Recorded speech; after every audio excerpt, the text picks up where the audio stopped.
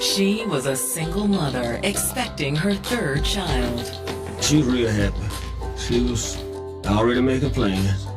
She was able to acquire a new home. And this time, she knew she'd found the right partner. He cared for her son. He was an upstanding pillar of the community. Any problems or needs, he's the guy. But then 3 gunshots leave her clinging to life. She was very gravely injured. There was hope that she could push through. It has all the markings of a hate crime. The letters KKK was spray painted in multiple places. This is certainly a targeted attack. Until detectives uncover a shocking motive for murder. It didn't make sense. Something so violent doesn't sit right. Whoever did this was trying to create confusion. October 13th, 2020. It's just after midnight in Chicago, Illinois, a Midwest metropolis of nearly 10 million. The city certainly is rich in history, from its architecture to its location. It has the lake, it has skyscrapers. Even though Chicago is a world-class city, you can very clearly at times see the racial and economical divide of the city. The reality is there is a lot of crime that happens here in Chicago. In response, the city has turned to what's known as ShotSpotter. ShotSpotter technology is an acoustic, sound-driven device that alerts police before a 911 call can even be placed. Once shots are reported, Chicago police act based on the information that they receive. It's always listening, always ready the moment trouble arises.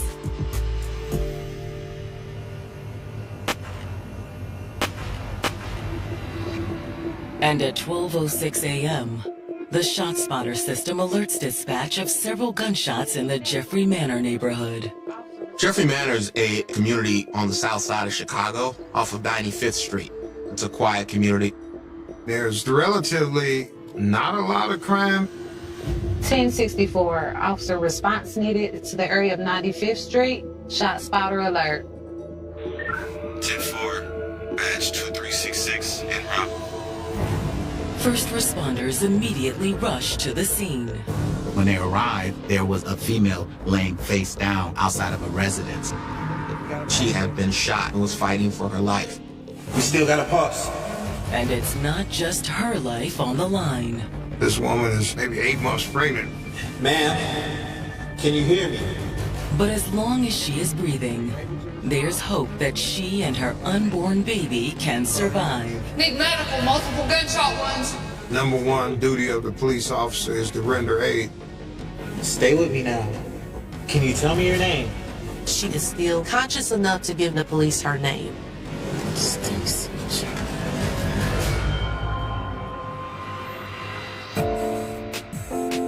35-year-old Stacy Jones was a single mother of 2 boys when she first moved to Chicago from Tennessee. She wanted a better life for her children. She had goals, and she just wanted the best for everybody.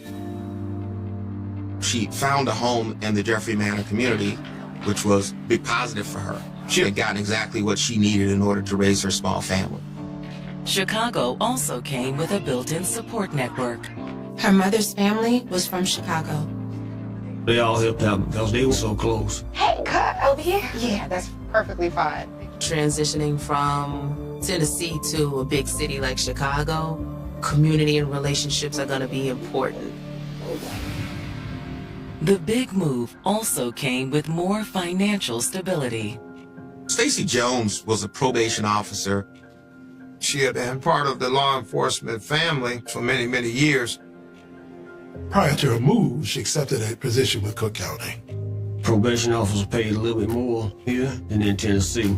That's why she went to Chicago. Once settled, Stacy made sure her sons thrived in the Windy City.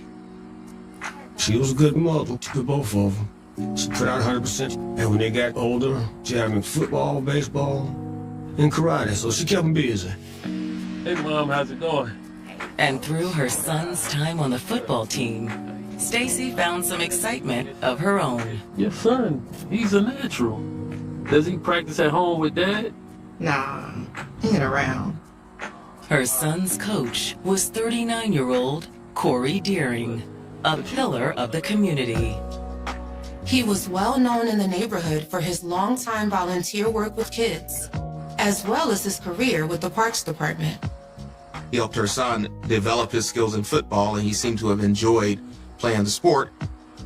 And with each practice, Stacy found herself more and more drawn to him. There's a level of trust that she developed with Deering because he cared for her son. But I see how good you are with these kids now. Yeah, these kids, they bring me joy. This is someone that she began to like. For Corey, the attraction was mutual. At some point, their relationship became close, and they began a romantic relationship. They quickly fell in love. Within months of meeting, Stacy got a happy surprise when she found out she was expecting a new baby. And when she learned it was going to be another boy, she was even more excited. Over the next several months, Stacy wasted no time getting prepared for her new arrival. She was real happy. She was already making plans. She was ready for it. But now, just a month before her baby is due, police have discovered Stacy lying outside of her home after the Chicago ShotSpotter system detected gunshots in the area. She was very gravely injured. She sustained 3 gunshot wounds to the back. Can you hear me? And she was still breathing. There was hope that she could push through this. But it's also what's around Stacy's body that officers find particularly alarming. There's fresh graffiti at the scene. The letters KKK was spray painted in multiple places on the home. 35-year-old Stacy Jones was excited to welcome a new baby into her growing family with Coach Corey Deering.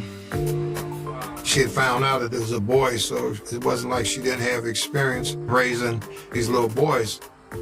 She was happy. She made me proud. And was gonna be a good mother to 3. But now, just a month from her due date, Chicago police have found Stacy shot multiple times outside her home and racial slurs spray painted on the outside of her house. When you have something so violent happen to a woman 8 months pregnant, it just doesn't sit right. But she was alive. We still got a pulse. While paramedics begin to work on Stacy, responding officers clear the house. They make a terrible discovery inside. Her 11 and 7-year-old sons were in the house when their mother's gunned down on the porch. Thankfully, they were unharmed, and both were asleep during the incident. To be one moment sleeping soundly in your bed, to be awakened by sirens, I can't even imagine what those children were going through. The officers contact one of Stacy's cousins to come pick up the children, while paramedics transport Stacy to the hospital. As they're preparing for the ambulance, though, something falls from her pajamas. It was a 9mm pistol. We have a woman with a weapon in her waistband. This certainly raised suspicion that Stacy Jones expected that something was going to happen. Could that also mean she knew the attacker? As EMTs rush Stacy to the hospital, major crimes detectives arrive and begin examining the scene. What do we have, officer? Stacy had been found shot in the back and was lying on her side, so it's apparent she turned away from her attacker. So it would indicate to me one of 2 things. One, that she was either retreating in an urgent manner just to get away, or that she had completely let her guard down. Detectives discover 3 shell casings by the door, as well as a small pool of blood. Which means this is likely where the shooting occurred. There's also derogatory graffiti plastered around the scene. There's a racial slur. Police immediately began their investigation, wondering whether or not a hate crime was involved. But given the nature of the neighborhood, detectives are skeptical. The neighborhood is predominantly African American and Hispanic. It's a tight-knit community, so most of the people that stay in Jeffrey Manor know the ins and outs of Jeffrey Manor. It's known as the Jeffrey Manor Maze. It'd be very difficult to do like a drive-by shooting per se. This is not typically an area where white supremacists or racists would ply their trade, as it were. Those sorts of racial tensions usually occur in areas where minorities are new arrivals rather than established residents. It didn't make sense. So it's clear that whoever did this was trying to initially throw the police off or kind of create confusion into the scene. Still, the fact that Stacy took the time to get her own gun seems to indicate she was expecting trouble. This is certainly a targeted attack.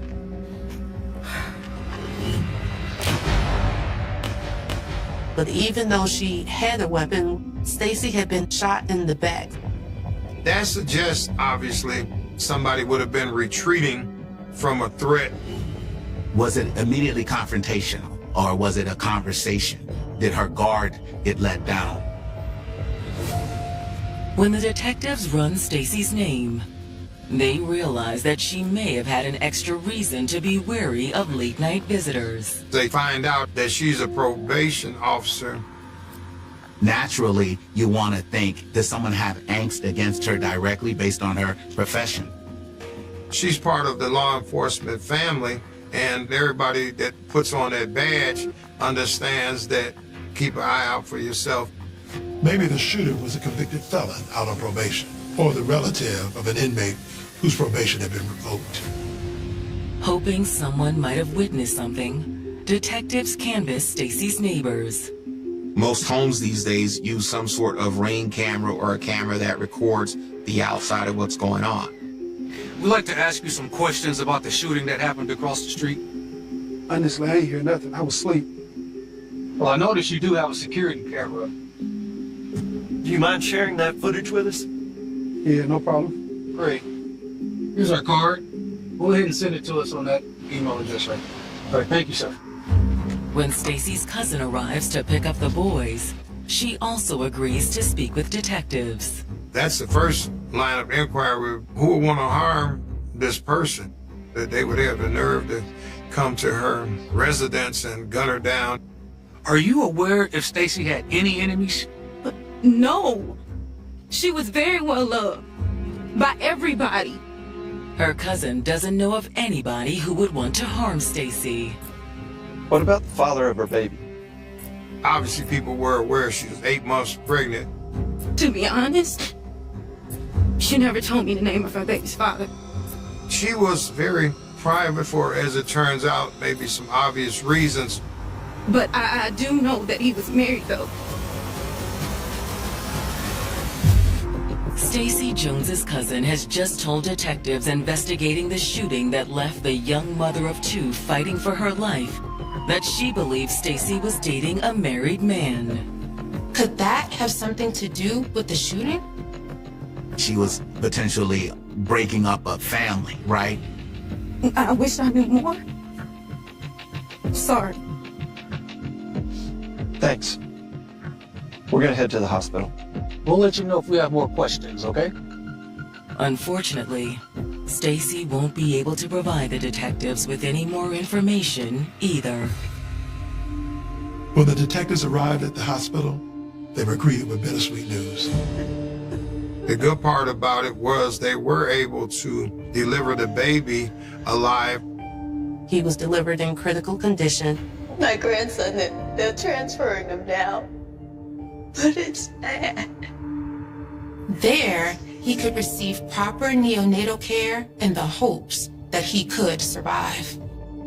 However, the doctors are unable to save his mother's life. Stacy.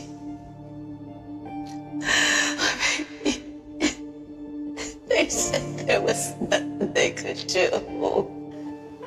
Unfortunately, the injury was just too severe. She didn't survive. Stacy's family is devastated by the outcome. When I found out, I started crying. It was hard. You lose a loved one, someone that is that person that you lean on and depend on, then all of a sudden it abruptly ends. It's unfair, it's not right.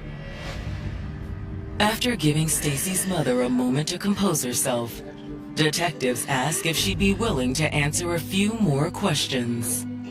We want to know about the domestic relationships. The sooner interviews take place, the more critical the responses. Detectives start by asking if she can think of anyone who might have wanted to hurt Stacy. No, no one. It doesn't make any sense. She was a loving person. Not just me and the mother and children, to everybody. To think somebody would be able to do this to a very visibly third trimester, not just woman, but a human being, was almost unimaginable. Her mother is also unaware of any issues at Stacy's work. No, she works so hard for those people. She was dedicated to where she worked. She had a criminal justice degree. She had a master's degree, forensic, and she was going on to get a doctorate in forensic science. Her hard work made her well loved by co-workers as well as clients. Stacy chose a career where she's a probationary officer, and most people would think that that's a dangerous job, and it can be at times, but oftentimes probation officers will begin to, in some ways, develop a relationship, trying to make sure that they see the best for that individual so that they don't have to see them again. Detectives then move on to the topic of the father of Stacy's baby. Obviously, people were aware she's pregnant, but she was very private about who the father was. In fact, the family didn't even know his name. After wrapping up with Stacy's mother, detectives head back to the station, where they learn the footage from Stacy's neighbor has come in. It was grainy at first, but it really created a clear-cut picture about what happened that night. The video reveals a silver SUV approaching Stacy's house and then driving slowly past. More importantly, they were able to get the license plates. A moment later, a man enters the frame. Although they could not see the face of the individual, one of the things that they saw was a sweatshirt with a very distinctive symbol on it. He seemed suspicious as he approaches Stacy's house, shining a flashlight into the windows. After the man knocks on the door, detectives watch as Stacy peers out one of the windows. She obviously recognizes him and opens her door. The two of them have a brief conversation outside. Then she turned her back to go back into the home when she was shot. He took the time to spray KKK at the scene. At that point, the man runs. But it's clear that Stacy never reaches for her own weapon. There's no evidence to show that she felt so uncomfortable that she wanted to retrieve it. Matter of fact, she was so comfortable that she turned her back on the attacker because she didn't feel like her life was in danger. But it's still not clear if the man was the father of her baby or just an angry parolee. It could have been anyone. Hoping to learn more, detectives head to the probation office where Stacy worked. They're greeted by one of Stacy's co-workers, and she says she's willing to talk to them. Do you have a few minutes to speak to us about Stacy? Oh, of course. Anything I can do to help. Detectives start by asking her coworker if she knows of any parolees that Stacy might have had issues with. They'd asked if maybe it was someone that she'd sent back to jail, or maybe a family member of someone. No, not Stacy. I mean, Stacy got along with everyone, and I'm pretty sure that if there was an issue or a problem, she would let me know. That's when the police learn that the coworker was also one of Stacy's closest friends. Do you know anything about the father of her child? Anything you can tell us? Actually, yes. She was able to shed even more light on the person that she was pregnant with. And I do know that his first name was Corey. She knew his name was Corey. She wasn't aware of his last name. He was Stacy's son's football coach. But she also knew that the situation with Corey wasn't as rosy as one might think. Stacy had recently hinted that they were having trouble. She told law enforcement that he was unhappy with the pregnancy. As a matter of fact, he told her to get an abortion. Detectives investigating the murder of Stacy Jones have just learned that the father of her child was less than thrilled about her pregnancy. There's that opportunity of him being found out by his wife in particular.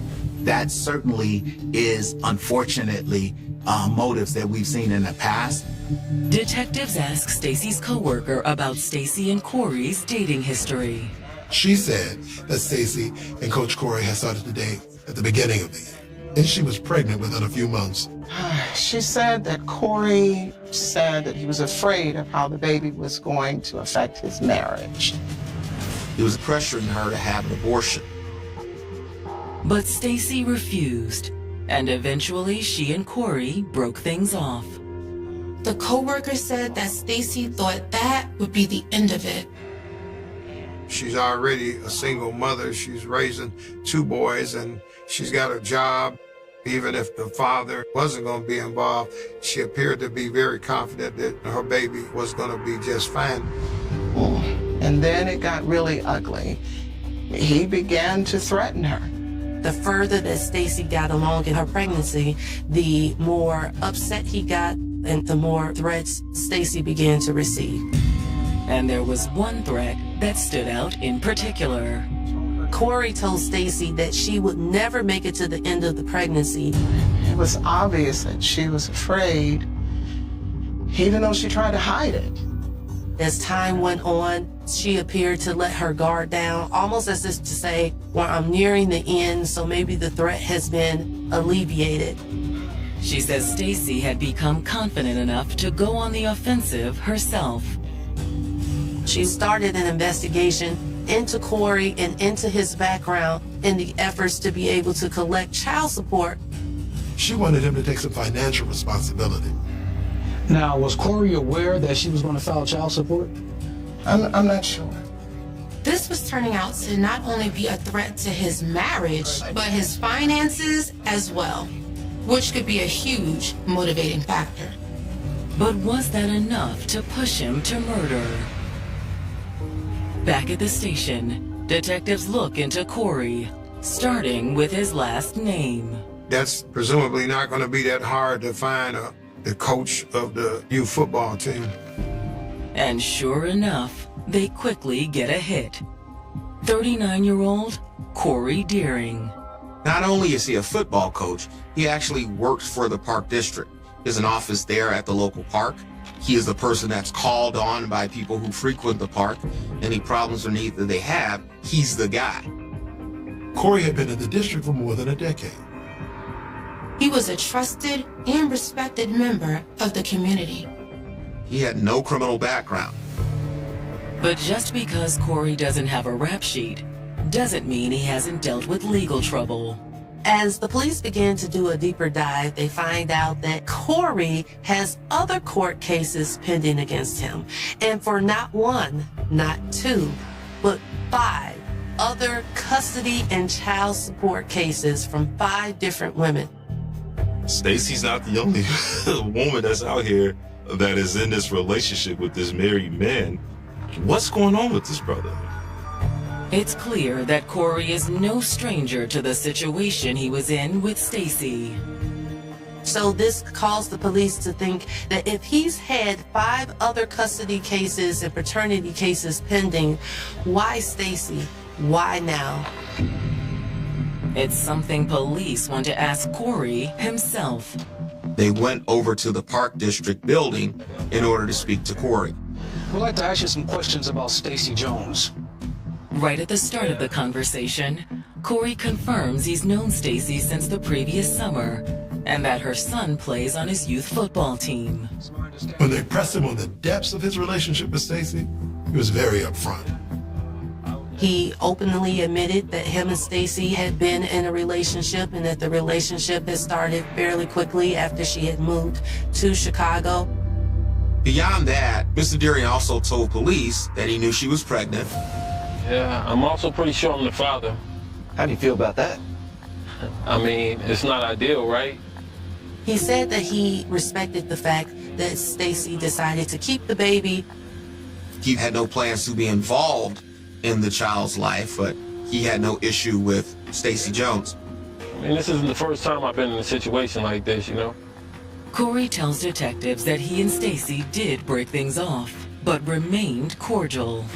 But he also told police he hadn't spoken to Stacy since July.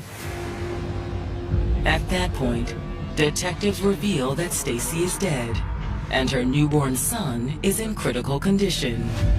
But he was just taken aback that he would at all be a suspect because, as he told the police, he had not talked to her in months. So detectives asked Corey where he was the night of the shooting. He says he was home with his wife and his son, just doing some stuff in the garage. His hobby was fitness, and he worked out a lot. I was in the garage working out, and my son was there for a while. He eventually went inside. He said his family could confirm his alibi. Appreciate it. Thank you. Detectives are still suspicious of Corey, but since they don't have anything to bring him in on, they're forced to leave. But they promise they'll be in touch. After talking to Corey, the detectives subpoena his phone records. They also learned that the trace on the SUV's license plate had come back. And much to their surprise, the license plate does not actually come back to Corey Deering. The owner of the car was a person by the name of Alicia Wyatt.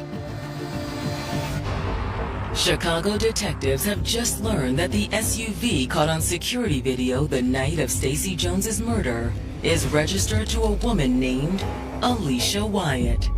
The police are stunned. Who is Alicia Wyatt? Given the nature of Stacy's job, is she someone that was a client, a parolee? Or was she related to someone who was?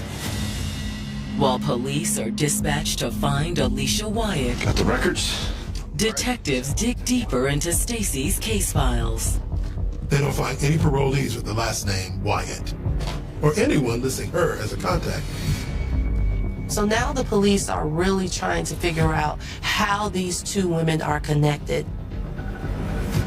Detectives also reach back out to Stacy's coworker, who says the name doesn't sound familiar.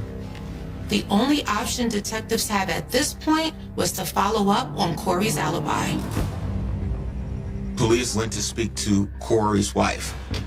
Do you know a woman named Stacy Jones? Who? Corey's wife immediately denies any knowledge of anyone named Stacy Jones. No, but I wouldn't be surprised whoever she is if she's pregnant. Why do you say that? Whether she wasn't familiar with Stacy, she still knew that her man was cheating on her. Because according to her, this isn't the first time it's happened. She knew this guy had multiple women. She even told him, like, I'm familiar with this lifestyle that he has. So was it love? Was the financial gain? What was it that was keeping her there with Corey? You think Corey's capable of murder? Corey? No. He's never been bothered with anyone else that I know of. He had other children with women who were not his wife. There was no evidence that he ever attempted to harm those women, attempted to threaten them so that they would not have these children. So it is curious as to why Stacy Jones having his child would be the trigger for him. Corey's wife also confirms his alibi. She indicated to them that on the night of the shooting, he had been at home in the garage, both working on a vehicle and also working out. This was something that Corey did on a daily basis. And our son was out there most of the evening with him. According to Corey's wife, their son came back inside and got ready for bed around 10:30. She said she went to bed around then as well, but the garage light was still on. Do you mind if we see this garage? Sure. This way. Before leaving, detectives take a look around the garage. As expected, there's a home gym and a workshop area. But that's not all detectives find. Upon searching the garage, they found cans of white spray paint. Given the graffiti at the crime scene, this grabbed detectives' attention. This stuff belonged to Corey? Actually, all that paint is mine. I use it for screen printing. Corey Deering's wife told that she used the spray paint in order to do screen printing of t-shirts, and that Corey would help her with that from time to time. So was it the same paint or just a coincidence? Detectives wrap up at Corey's house. But when they return to the station, it's to sad news. Homicide. Stacy's baby didn't make it. The young boy did survive for only 4 days. He was on the life reserve, but they told him even if he lived, he'd never be no good. So they made the decision to take him off life preserve. It was rough. The baby succumbed to the injuries, not from the shooting, but from the lack of oxygen received because of the condition of its mother when its mother was killed. So now, as far as from the police standpoint, it's become a double homicide investigation. But was Corey the killer? Detectives get some more insight when they finally receive his cell phone records. It's not about what they find, but what they don't find. There's no activity on the phone between 10:30 p.m. and 1 a.m., which would have been around the time of Stacy's murder. Usually when you have cell phones, they're able to ping off of different cell towers to kind of outline where you are in the area, or even to show that the phone was in use. What stood out to the police in this moment was that there was no activity whatsoever. But at 1 a.m., he suddenly places a single phone call. He placed a call to Alicia Wyatt. We got him. Detectives investigating the murders of Stacy Jones and her newborn child have just uncovered tangible evidence connecting her ex-boyfriend, 39-year-old Corey Deering, to the shooting. On the night of the shooting, Corey Deering had called Alicia Wyatt. Alicia was the owner of the SUV seen riding past Stacy's house before the shooting. And when the detectives finally sit down with Alicia, they learn that the phone call isn't the only thing connecting her to Corey. She's currently pregnant by Corey as well. Convinced that Alicia must know something about Stacy's murder, they press her to tell them what happened that night. It doesn't take long for her to fold. It's true, Corey did call me that night. According to Alicia Wyatt, on the night of the shooting, Corey Deering had asked her to come pick him up from the alley outside of his home, where he was working out. Give me your phone. What for? Does it matter? Corey took her cell phone as well as his own and left it in the area of where his home was. He was aware of cell phone triangulations, so he did not take these cell phones to the vicinity of the crime that he obviously had premeditated. Then Alicia says Corey instructed her to drive to a neighborhood she'd never been to. Alicia doesn't ask a lot of questions. This is her man. She trusts him. According to Alicia, at some point Corey told her to stop and he got out of the vehicle. Just wait right here. Corey goes around the corner. She's not privy to see what has happened, but what she can say has happened is that during his absence, she's heard gunshots ring out. And then he came back a few minutes later out of breath. What happened? Drive up the block. He instructed her to drive to a different area where he got out of the car again and finally came back to the car the second time, panting and sweating, When he returned to the vehicle, he was very stoic. Shortly thereafter, they leave the scene. Alicia says she dropped him off. He gave her back her phone and then called her a bit later after she returned home. Then I heard about the murder on the news and I recognized the house and I didn't know what to do. Alicia suspected that Corey was involved in something, although she never asked him what he did, and she never actually saw him do anything. She was afraid for her own safety. And you didn't know what his plans were? No, I swear I had no clue what he was doing. Ultimately, detectives believe her. They think she really had no idea what Corey was going to do. So they let her go. Her statements were very consistent with what was known at the time. She was, police believe, a pawn. But her statement is enough to get an arrest warrant for Corey. Corey was charged with at least 2 counts of first-degree murder, both for Stacy Jones and for the child that was born and lived for 4 days. Once he's arrested, Corey refuses to speak to police. But Corey's lack of cooperation hardly matters once detectives are able to confiscate his phone. Apparently, Corey liked to record his workouts, even one from the night of the murder.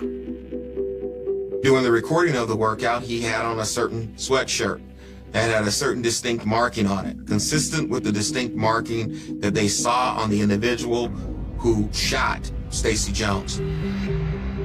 I guess the idea is to show that he's, hey, I'm at my garage working and nowhere near the crime scene, but you forgot to take off a very descriptive sweatshirt.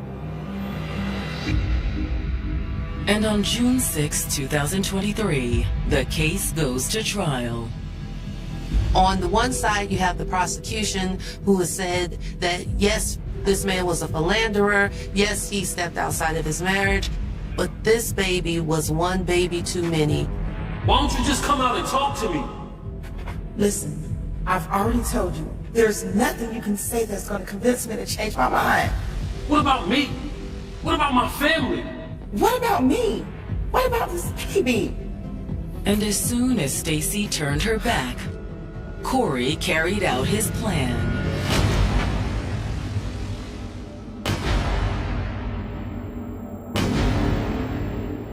Corey refused to let Stacy see the end of her pregnancy.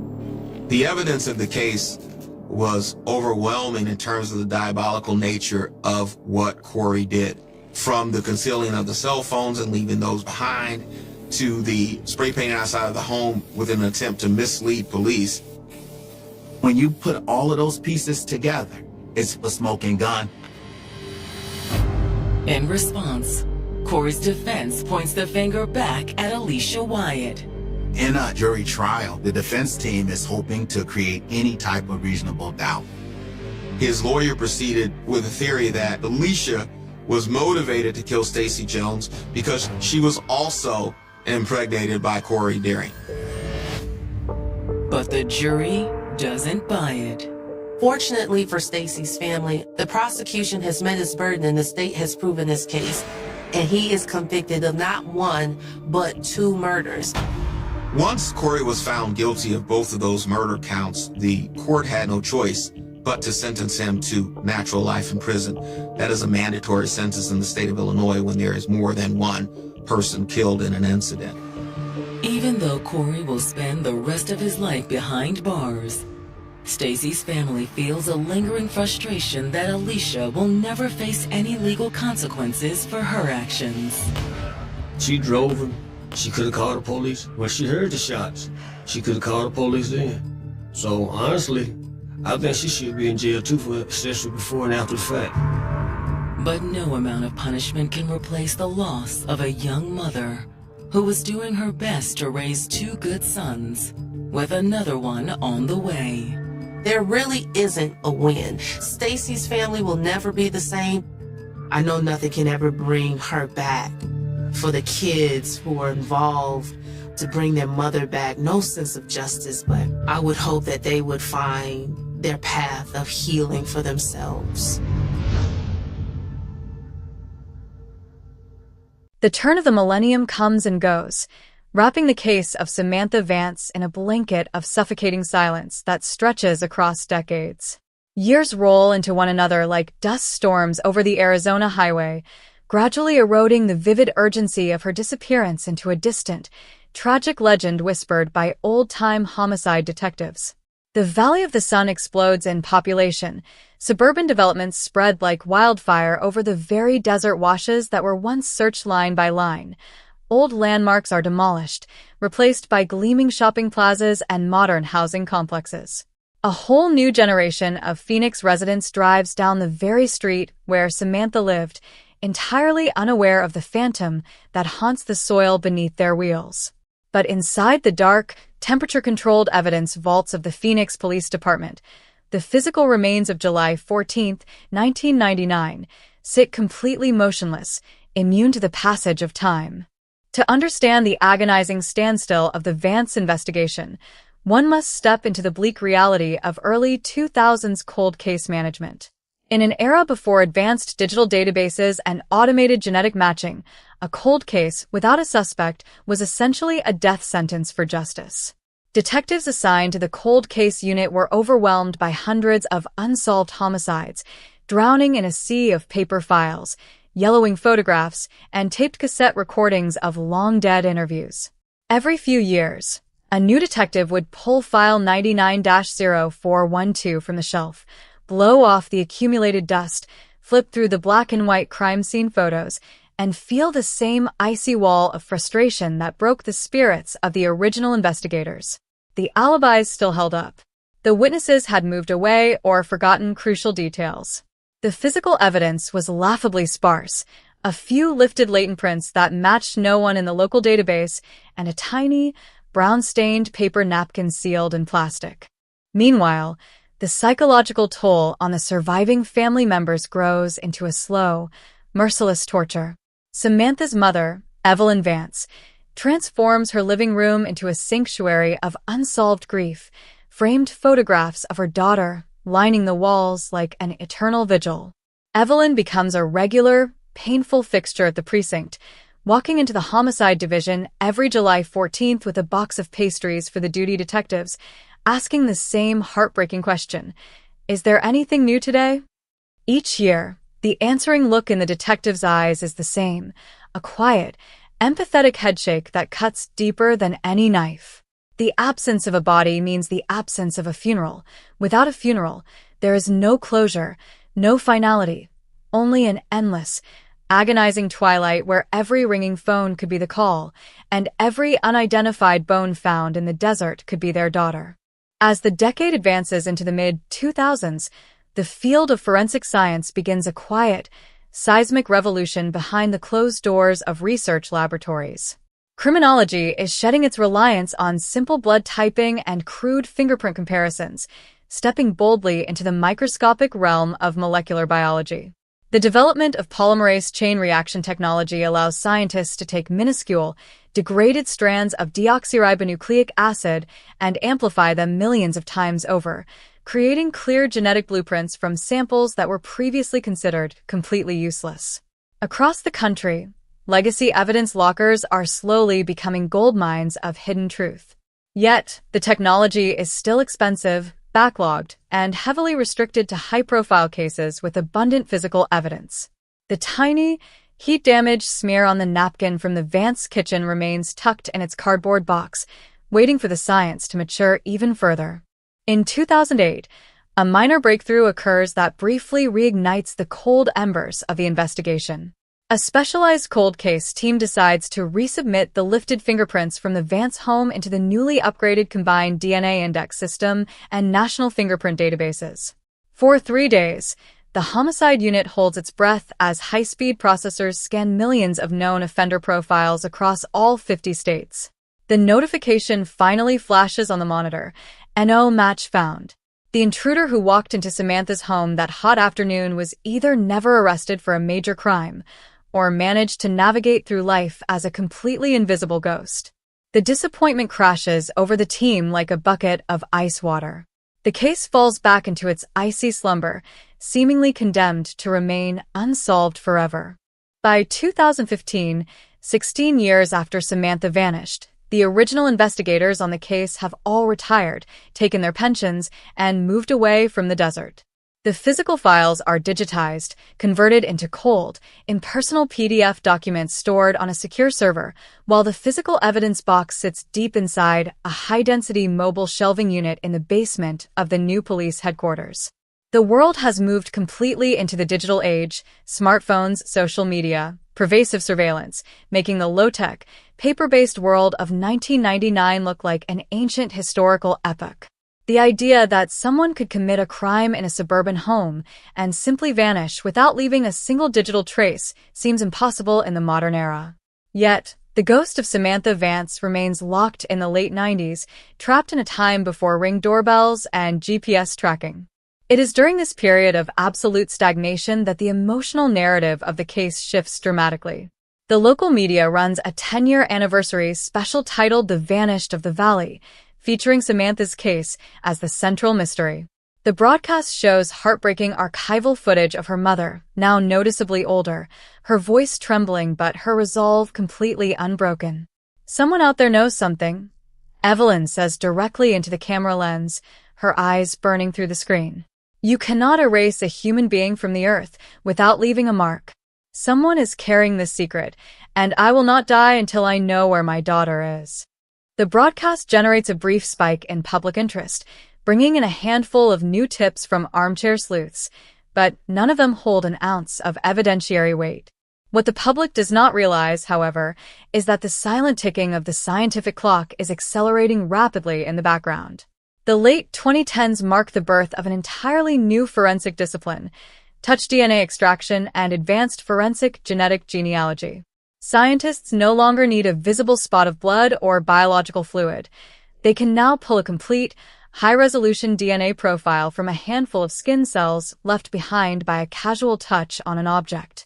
More importantly, the rise of commercial direct-to-consumer genetic testing companies creates a massive, global database of human DNA shared voluntarily by millions of ordinary citizens looking for their family trees.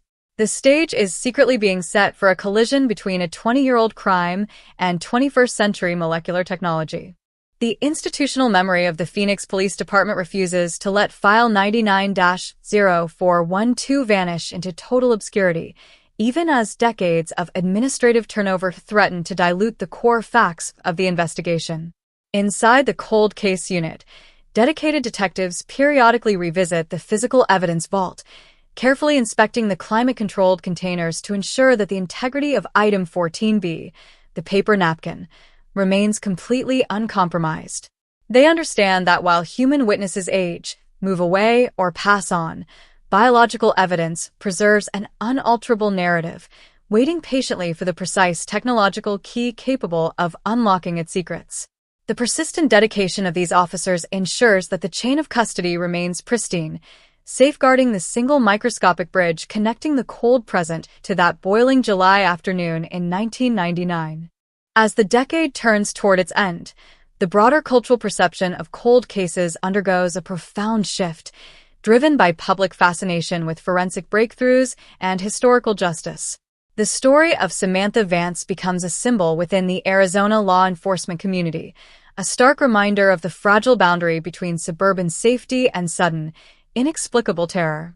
Young detectives entering the department are briefed on the case parameters during their introductory training modules, taught to view the unresolved disappearance not as a hopeless relic of the past, but as an active, impending scientific battleground. The collective resolve to deliver answers to the Vance family grows stronger with each passing year, fueled by the firm belief that the killer's long period of freedom is merely a temporary reprieve granted by the limits of legacy technology. In the quiet residential neighborhood where Samantha once lived, the physical environment slowly adapts to the relentless march of time, yet an invisible shadow lingers over the property. Subsequent owners of the mid-century home maintain the manicured lawn and terracotta tiles, entirely unaware of the intense forensic scrutiny that once consumed every square inch of the kitchen.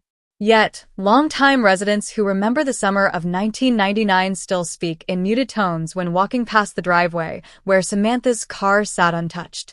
The unsolved crime left an indelible mark on the community's collective psyche, permanently altering the neighborhood's sense of trust and transforming an ordinary suburban street into a monument of enduring mystery. In the quiet solitude of her home, Evelyn Vance maintains her unwavering vigil, converting her personal sorrow into a formidable force for victim advocacy. She collaborates with regional support networks for families of missing persons, offering guidance to those who find themselves plunged into the same dark abyss of ambiguous loss. Evelyn's resilience becomes a beacon of inspiration across the valley, proving that the bond between a mother and her child transcends time, silence, and institutional roadblocks. Her refusal to abandon hope serves as the ultimate driving force behind the scenes, ensuring that the Phoenix Police Department remains acutely aware that behind File 99-0412 lies a vibrant human life that demands justice. Behind the scenes in specialized forensic laboratories, researchers refine high-sensitivity extraction protocols designed specifically for hyperdegraded biological samples exposed to extreme environmental conditions. Scientists test non-destructive liquid matrix techniques that can pull minute cellular deposits off delicate paper fibers without destroying the host material. These advancements represent a pivotal leap forward, directly addressing the unique technical challenges posed by the Arizona desert heat that had compromised early testing attempts. The stage is fully set for a groundbreaking convergence of scientific innovation, investigative determination, and historical truth, setting the trajectory for the dramatic revelations that lie just over the horizon. The year is 2021. The Phoenix Police Department Cold Case Unit undergoes a major structural overhaul, backed by a specialized federal grant designed specifically to apply cutting-edge forensic technology to dormant homicides. A young, sharp detective named Marcus Reyes is assigned to lead the Vance file. Reyes isn't burdened by the mental exhaustion of the original investigation. He views File 99-0412 with fresh, hyper-analytical eyes. He doesn't just read the reports, he immerses himself in the physical reality of July 14, 1999. He reconstructs the kitchen scale model, analyzes the sun angles of that midsummer afternoon, and re-examines every single piece of physical evidence sitting in the climate-controlled vault. His eyes immediately lock onto item 14B, the sealed plastic bag containing the yellowed paper napkin recovered from the kitchen wastebasket 22 years earlier. Reyes reaches out to a state-of-the-art private forensic genomics laboratory in Texas, known for its groundbreaking work in recovering hyperdegraded genetic material. The napkin is carefully unsealed in a clean room environment under strict chain-of-custody protocols. Specialized technicians utilize advanced vacuum extraction techniques and specialized chemical reagents designed to strip away decades of thermal degradation. For weeks, the lab works in high-purity isolation, amplifying microscopic cellular fragments that have laid dormant since the last year of the 20th century. Then, the call comes through to Detective Reyes' desk. The lab didn't just find biological material, they managed to isolate a full, pristine, male DNA profile that does not belong to Samantha Vance, her boyfriend, or any emergency responder who entered the scene in 1999.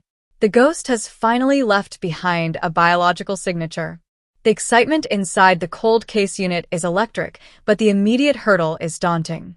The newly extracted male profile is run through CODIS, the National Law Enforcement Database. Once again, the computer screens return a cold, unyielding response. No match. The unknown male contributor has no criminal record on file. His DNA has never been entered into a state or federal system. In the past, this would have been the end of the road, a complete dead end despite a massive scientific victory. But Detective Reyes is operating in 2021, the era of forensic genetic genealogy.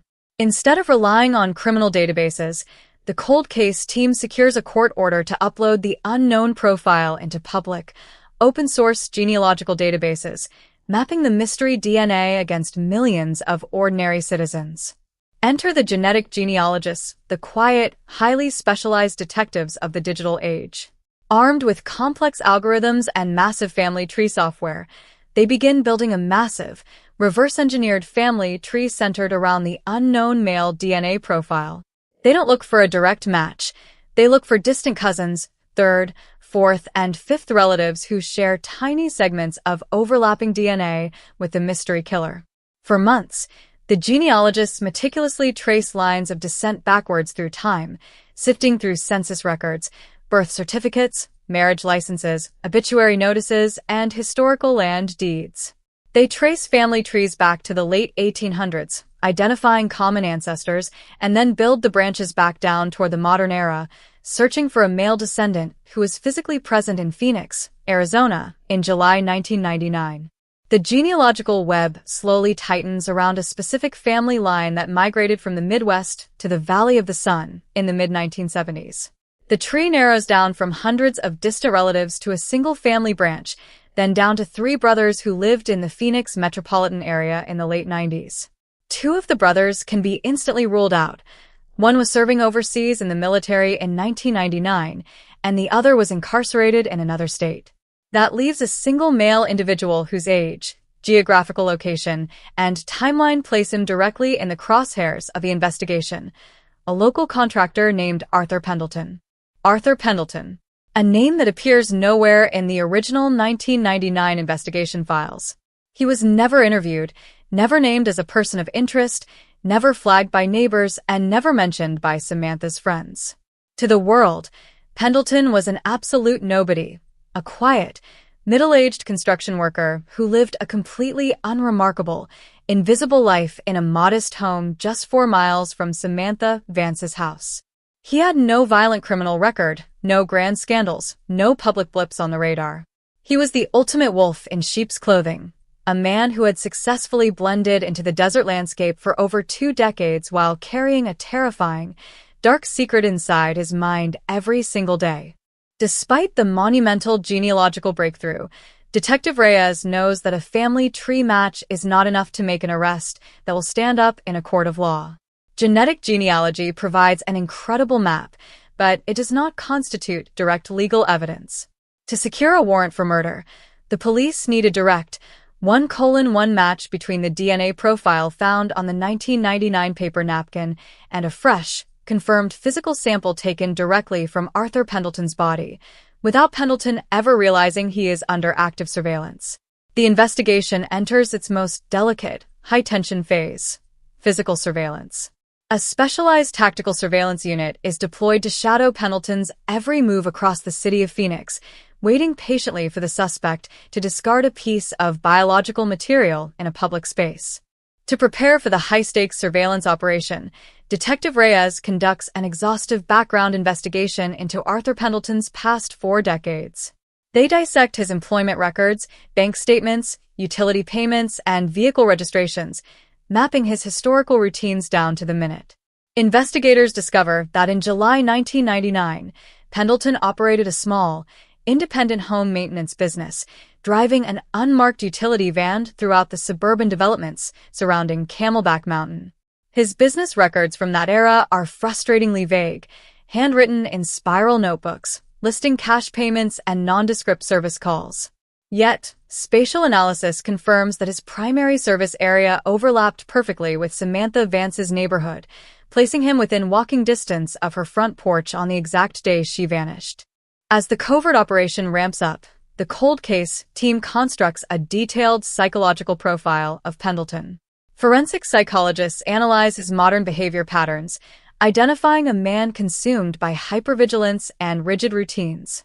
Pendleton leads a quiet, almost monastic existence, avoiding social media, online banking, or public community gatherings.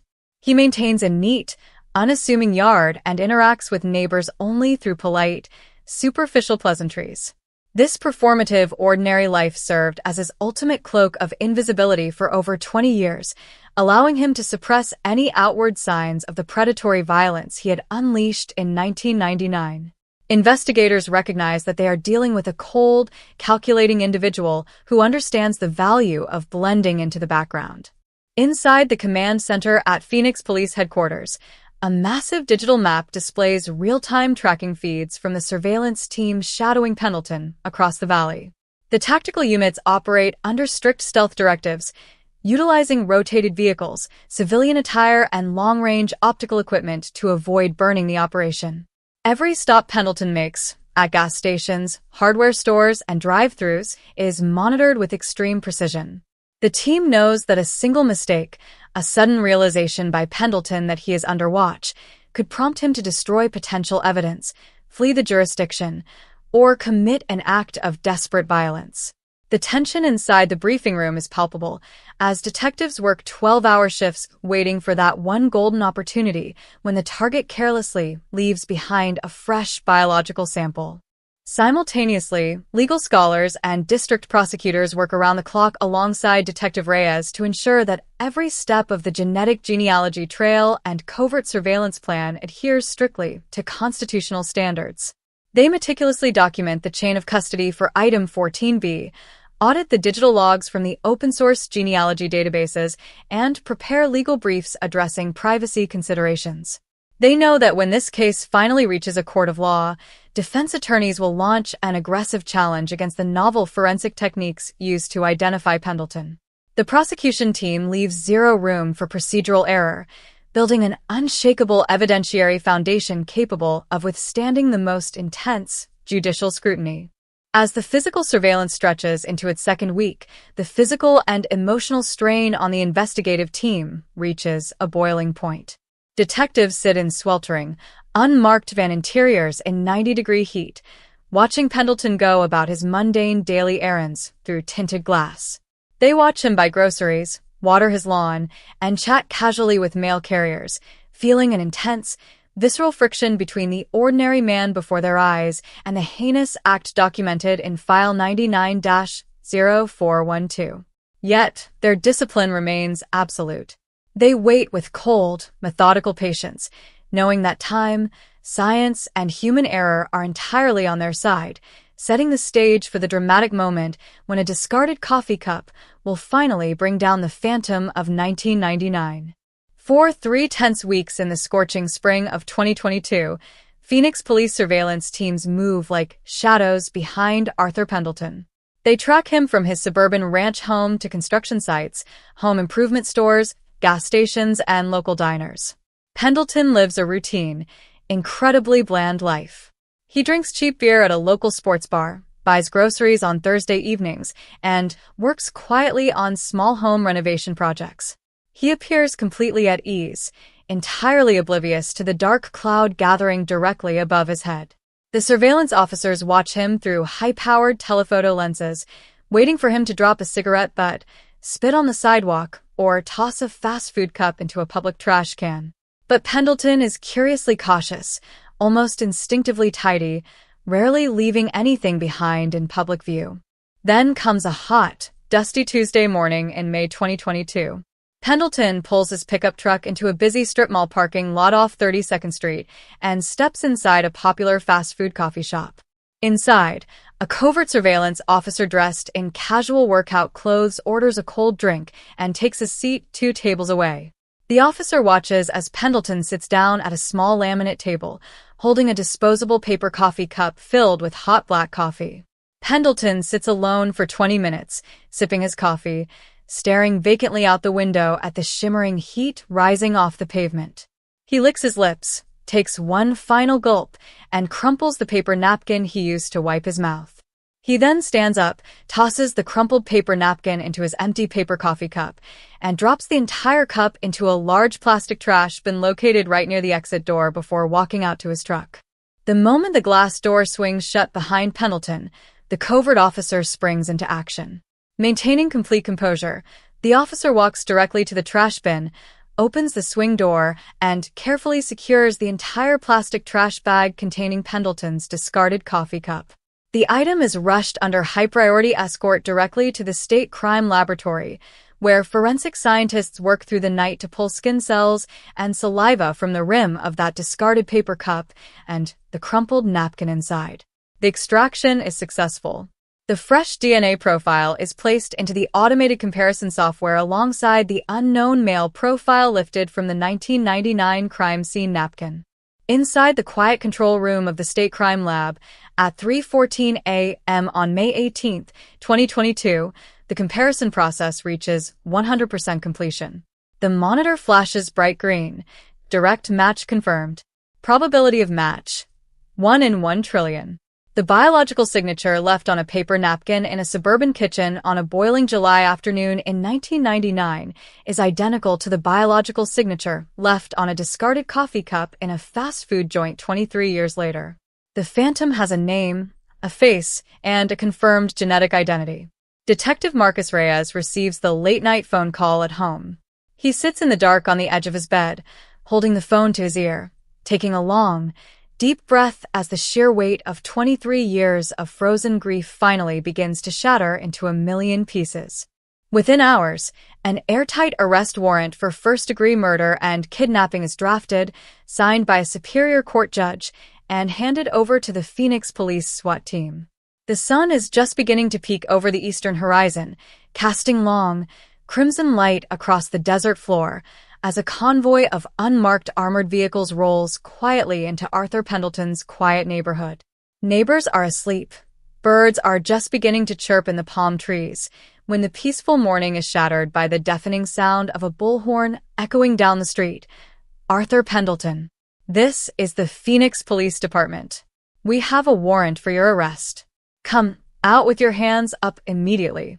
Flashbang grenades detonate in the front yard with a blinding flash and thunderous booms that rattle the windows of every home on the block. SWAT officers in heavy tactical gear, armed with assault rifles, storm the front perimeter, breaching the front door with a heavy battering ram. Inside, Arthur Pendleton is caught completely off guard, standing in his hallway in a t-shirt and boxers, his face frozen in absolute, paralyzed terror.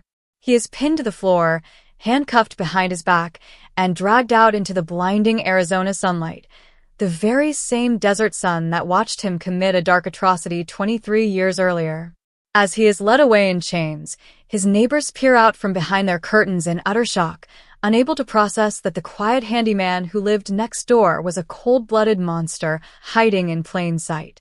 The news of the arrest explodes across national media outlets like an atomic bomb, sending shockwaves through the city of Phoenix. 1999 cold case solved. Discarded coffee cup exposes murderer. Headlines scream from every TV station, newspaper, and digital news platform across the country. The public is mesmerized by the sheer science of it, how a 23-year-old discarded napkin and a fresh disposable coffee cup combined to bring down a phantom killer. But inside the interrogation room at Phoenix Police Headquarters, the mood is dark, intense, and claustrophobic. Arthur Pendleton sits strapped to a metal chair bolted to the floor, staring blankly at the polished mirror on the wall, refusing to answer questions, his jaw clenched tight as Detective Reyes lays out the massive mountain of genetic evidence against him. Simultaneously, specialized forensic search teams execute a comprehensive search warrant on Pendleton's residence, property, and work vehicles.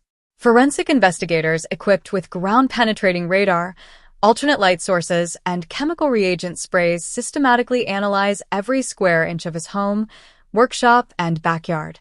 They pulled decades of financial ledgers, personal toolkits, and stored personal effects, searching for any trophies or souvenirs he might have kept from July 14, 1999. The precision of the search leaves no stone unturned, ensuring that every possible link between Pendleton, his environment, and the crime scene is meticulously documented to reinforce the primary genetic evidence.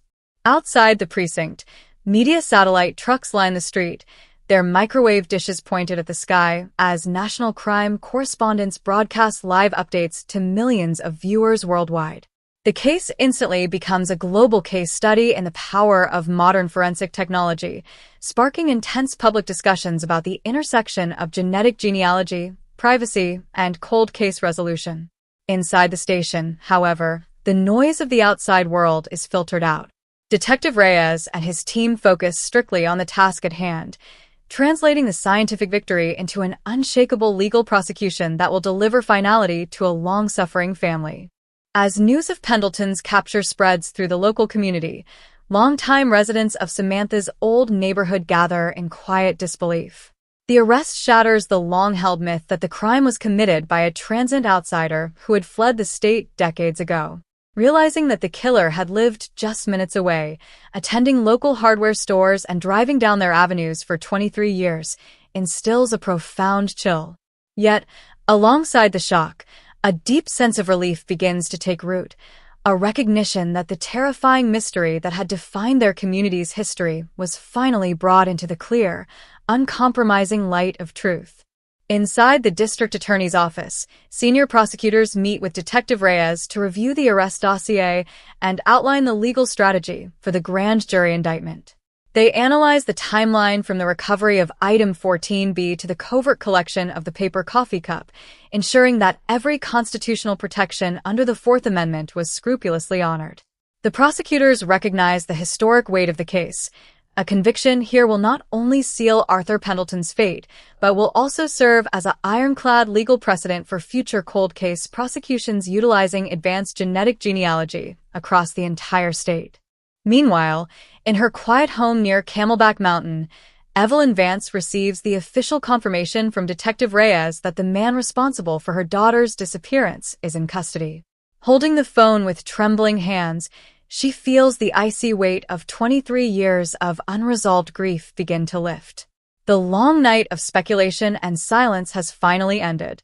Though the pain of her loss remains eternal, the agonizing uncertainty that had bound her life since 1999 is permanently shattered, replaced by the quiet, unyielding promise that justice will be served in full.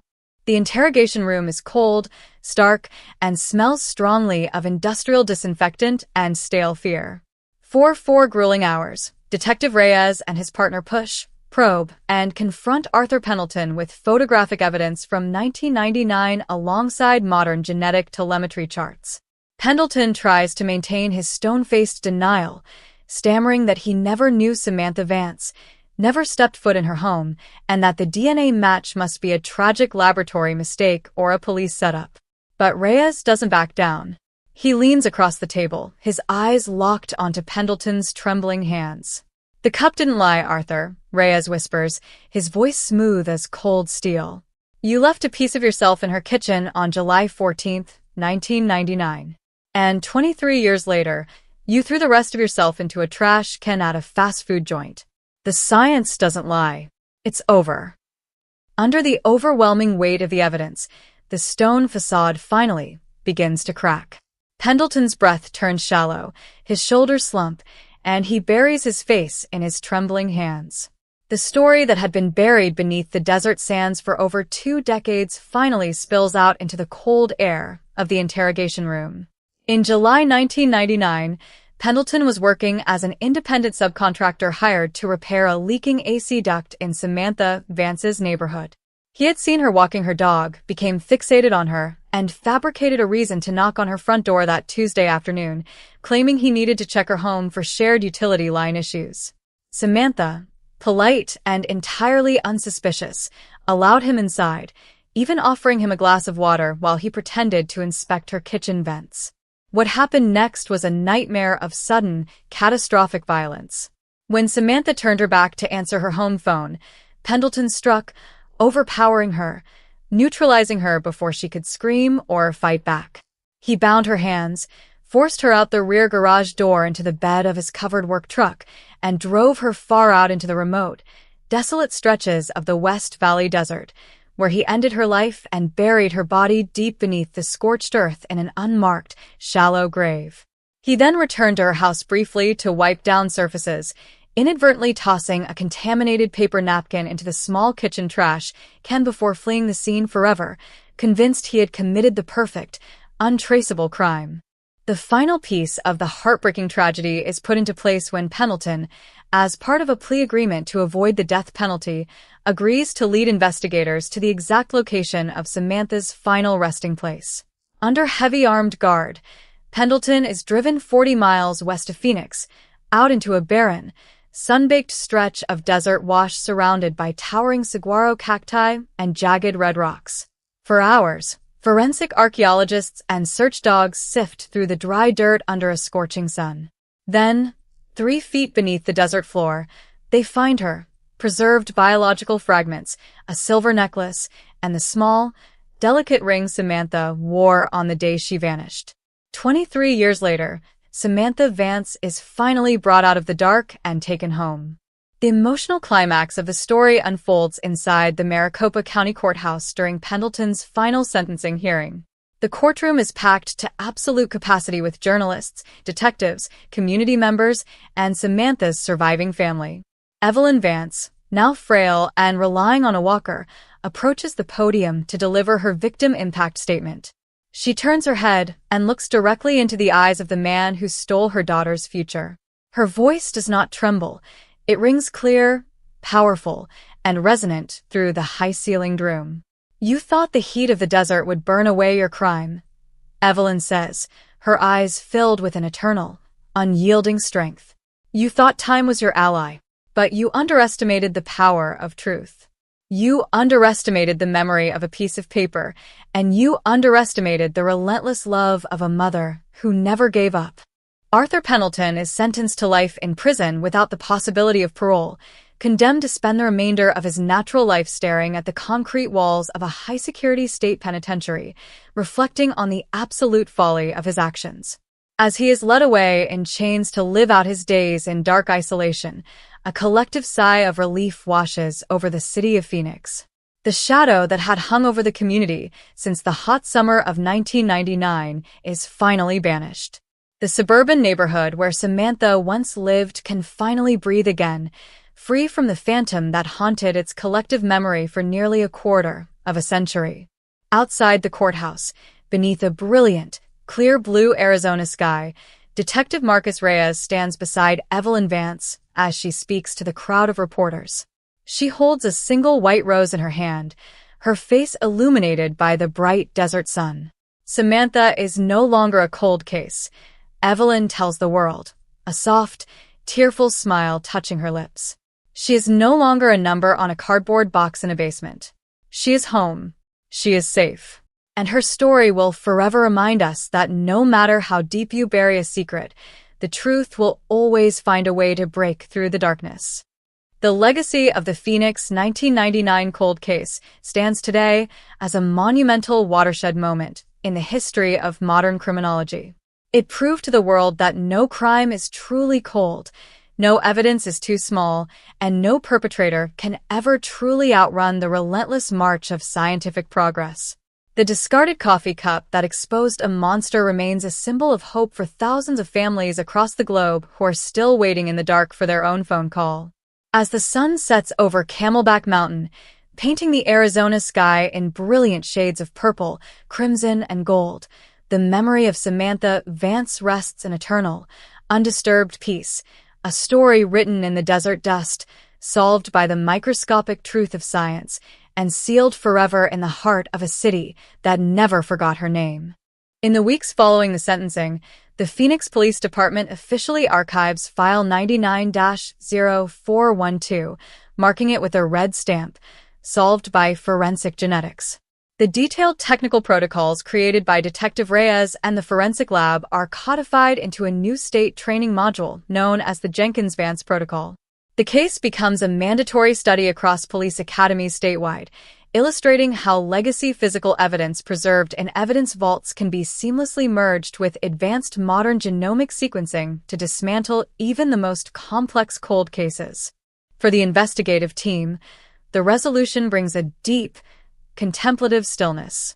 Detective Reyes places a framed photograph of Samantha on his office bookshelf, not as a reminder of an unsolved tragedy, but as an enduring symbol of justice achieved through patience, rigorous method, and unwavering determination. He knows that every piece of evidence holds a story, and that no matter how many years pass, the duty to seek answers for the victims never truly expires.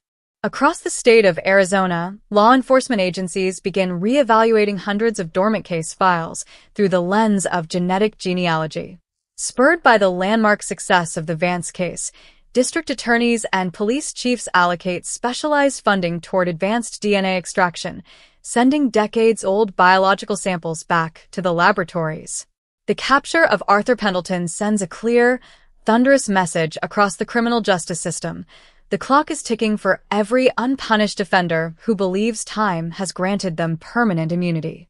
As night falls over the quiet neighborhood where Samantha Vance's story began, soft streetlights illuminate the tranquil pavement. The air conditioning hums peacefully inside nearby mid-century homes, and the desert wind whispers gently through the saguaro cacti. The fear, the ambiguity, and the dark shadows that once gripped this corner of Phoenix have completely dissipated, leaving behind a profound, unbroken peace that will endure for generations to come.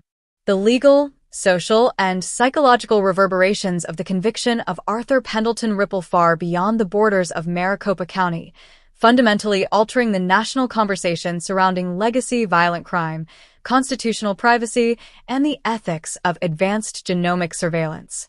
In the months following the trial, legal scholars, civil liberties advocates, and law enforcement executives converge on Phoenix for a landmark symposium hosted by the Sandra Day O'Connor College of Law. The central topic of debate is the very mechanism that brought down Pendleton, the seamless synthesis of consumer genetic genealogy, covert physical surveillance, and microscale touch DNA extraction. The case of Samantha Vance is formally designated as the primary case study for a new era of legal jurisprudence, one where physical reality and digital genetics collapse the distance between past atrocities and modern accountability. Inside academic lecture halls and judicial conferences across the nation, prosecutors dissect the defense's failed attempts to suppress the genetic evidence lifted from the fast food trash container. Defense counsel had aggressively argued that retrieving Pendleton's discarded coffee cup constituted an illegal search under the Fourth Amendment, claiming an expectation of privacy over bodily waste thrown into a public receptacle.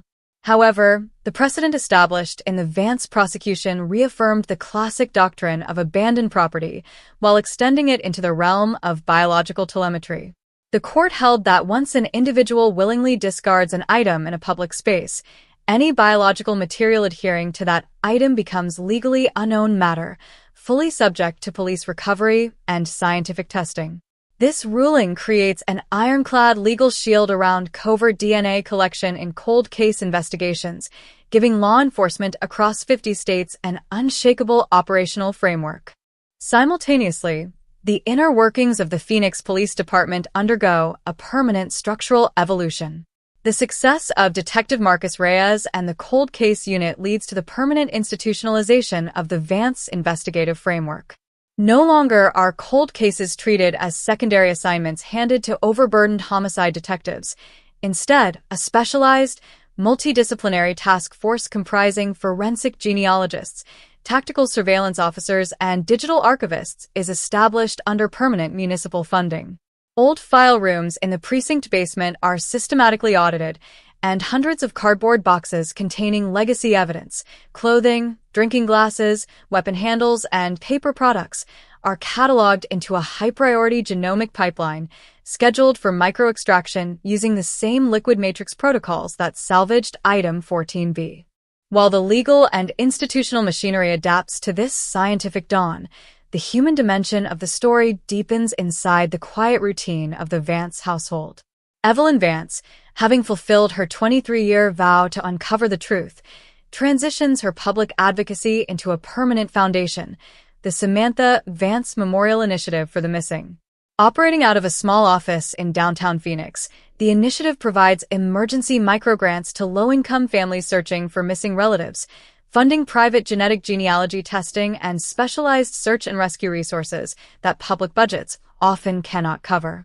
Evelyn's home, once a dark sanctuary of unanswerable grief, becomes a place of active, living hope, visited by young investigators, genetic researchers, and searching mothers seeking wisdom from the woman whose unyielding resolve forced a closed system to rewrite the rules of justice.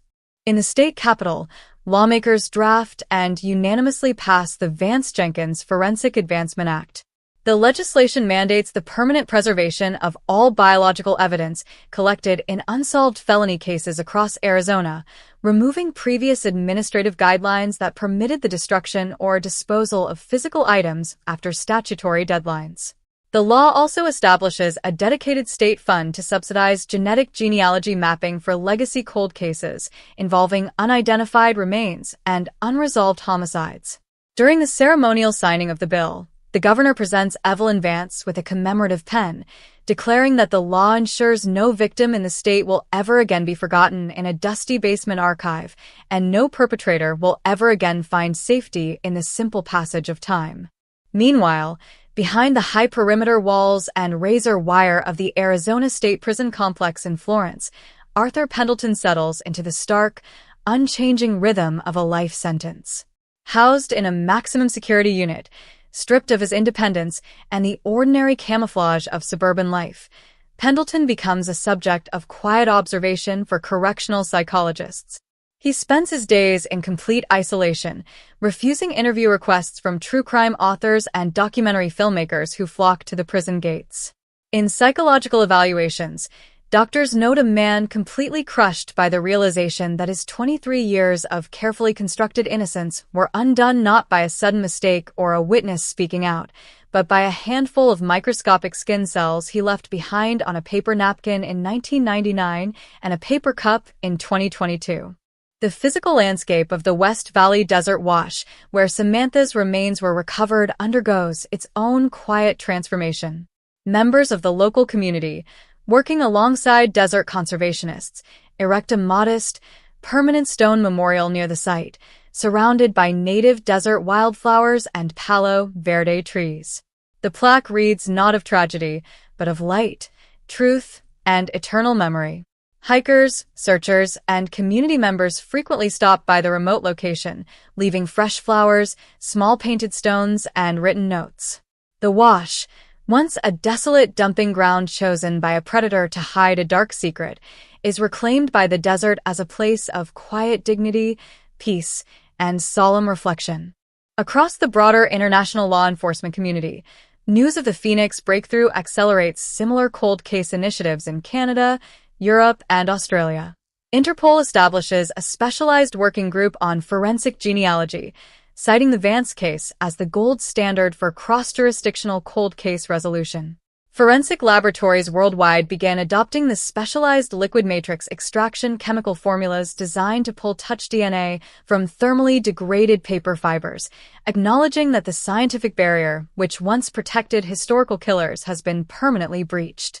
As the sun sets over the Valley of the Sun, casting long, purple shadows across the desert floor and painting the granite face of Camelback Mountain in brilliant hues of copper and gold, the city moves forward into a new evening.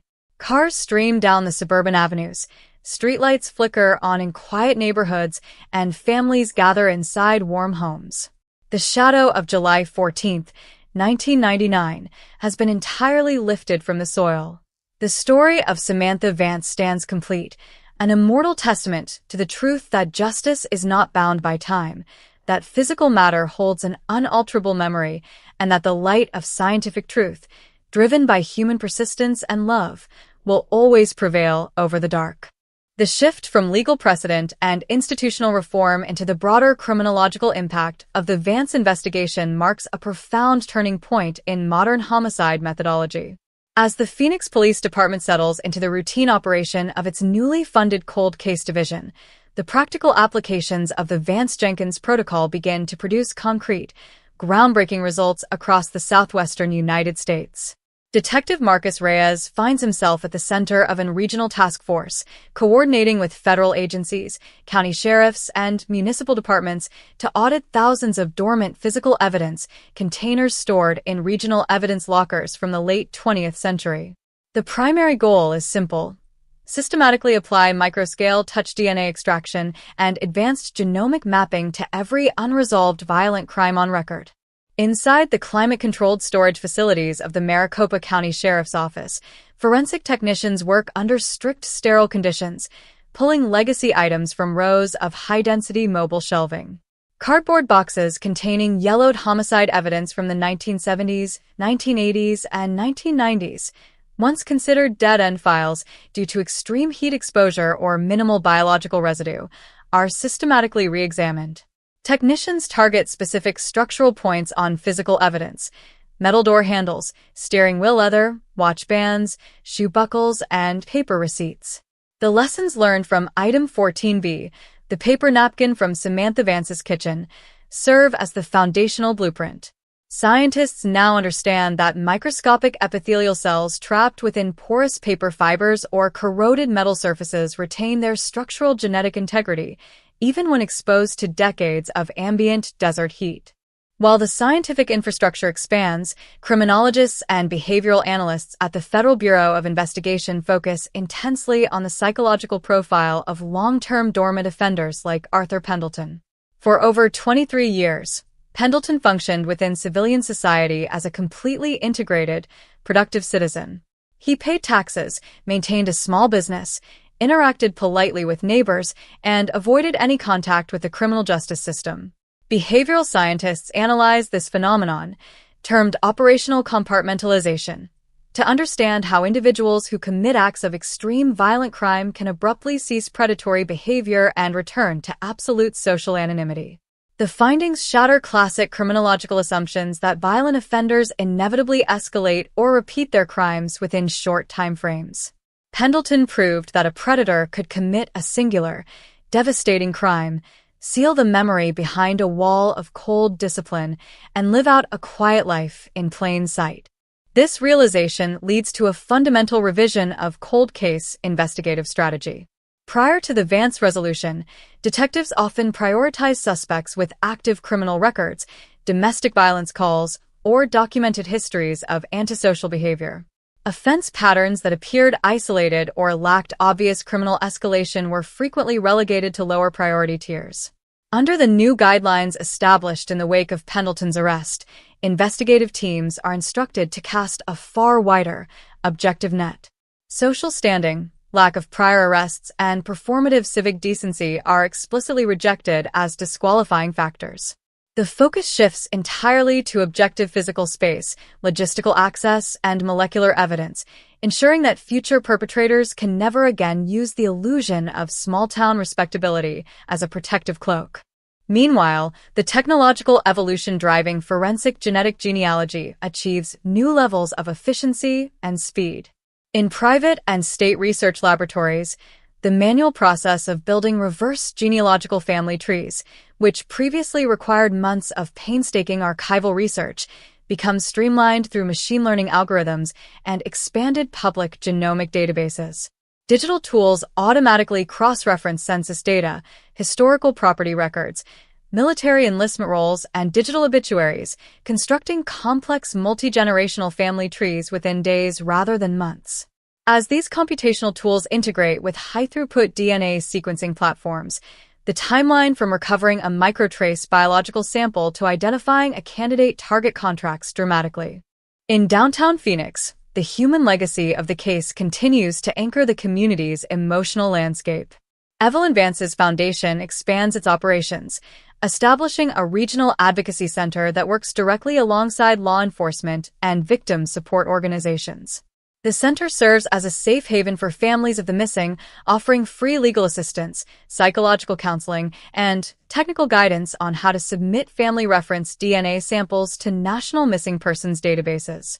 Evelyn, though advancing in age, remains an active, formidable presence in the office, personally meeting with searching parents who travel to Arizona from across the country. Her message is consistent and unwavering. Time is no longer the enemy of truth. Science and love will eventually close the gap. As seasonal rains sweep across the Sonoran Desert, washing over the vast sandstone formations and greening the dry wash beds of the West Valley, the physical memory of July 14, 1999, stands fully reclaimed by the light of justice. The narrative of Samantha Vance is no longer defined by the sudden, terrifying silence of an open front door or the lingering shadow of an unsolved cold case.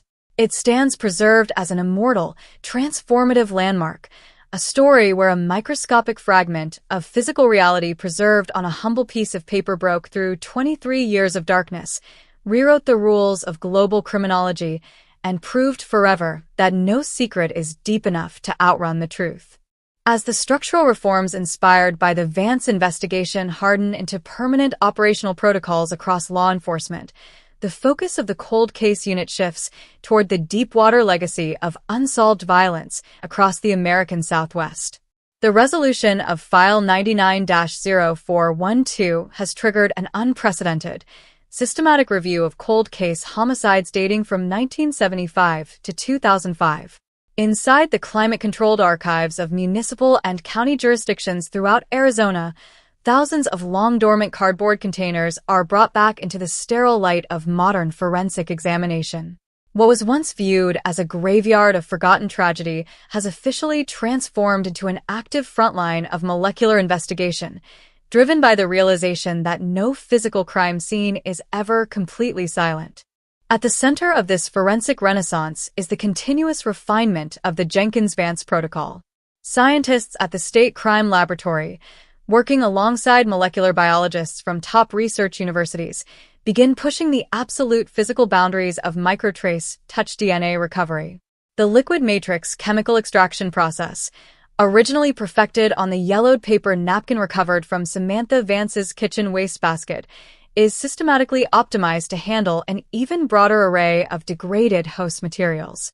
Technicians successfully isolate high-resolution genetic profiles from rusted tool handles, weathered leather watch straps, degraded steering wheel wraps, and heavily oxidized metal door latches that had spent decades exposed to extreme desert heat, humidity fluctuations, and atmospheric contamination. This technological leap directly shatters one of the most persistent hurdles in legacy violent crime investigation, the problem of severe environmental degradation. For decades, defense attorneys and skeptical investigators had assumed that extreme desert heat permanently incinerated biological matter, rendering historical physical evidence completely useless for modern molecular analysis. The Vance case provided definitive, unshakable mathematical proof to the contrary. Microscopic skin cells trapped within the porous interior matrix of paper fibers, clothing threads, or corroded metal surfaces remain shielded from external ultraviolet radiation and thermal destruction.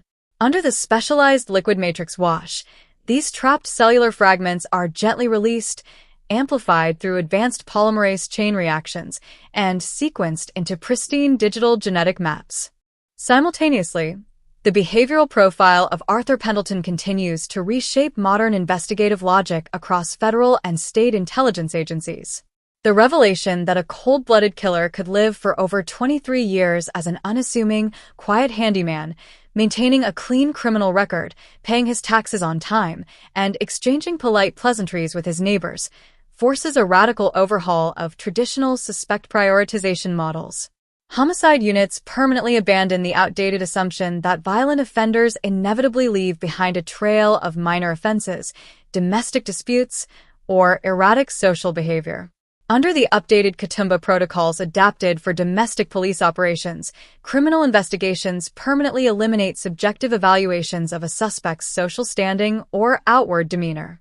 Objective spatial proximity, verified movement logs, and physical trace evidence are designated as the sole, non-negotiable determinants of investigative focus. In the legal arena, prosecutors across multiple state jurisdictions begin utilizing the precedent established in the Vance prosecution to dismantle complex defense motions aimed at suppressing genetic evidence.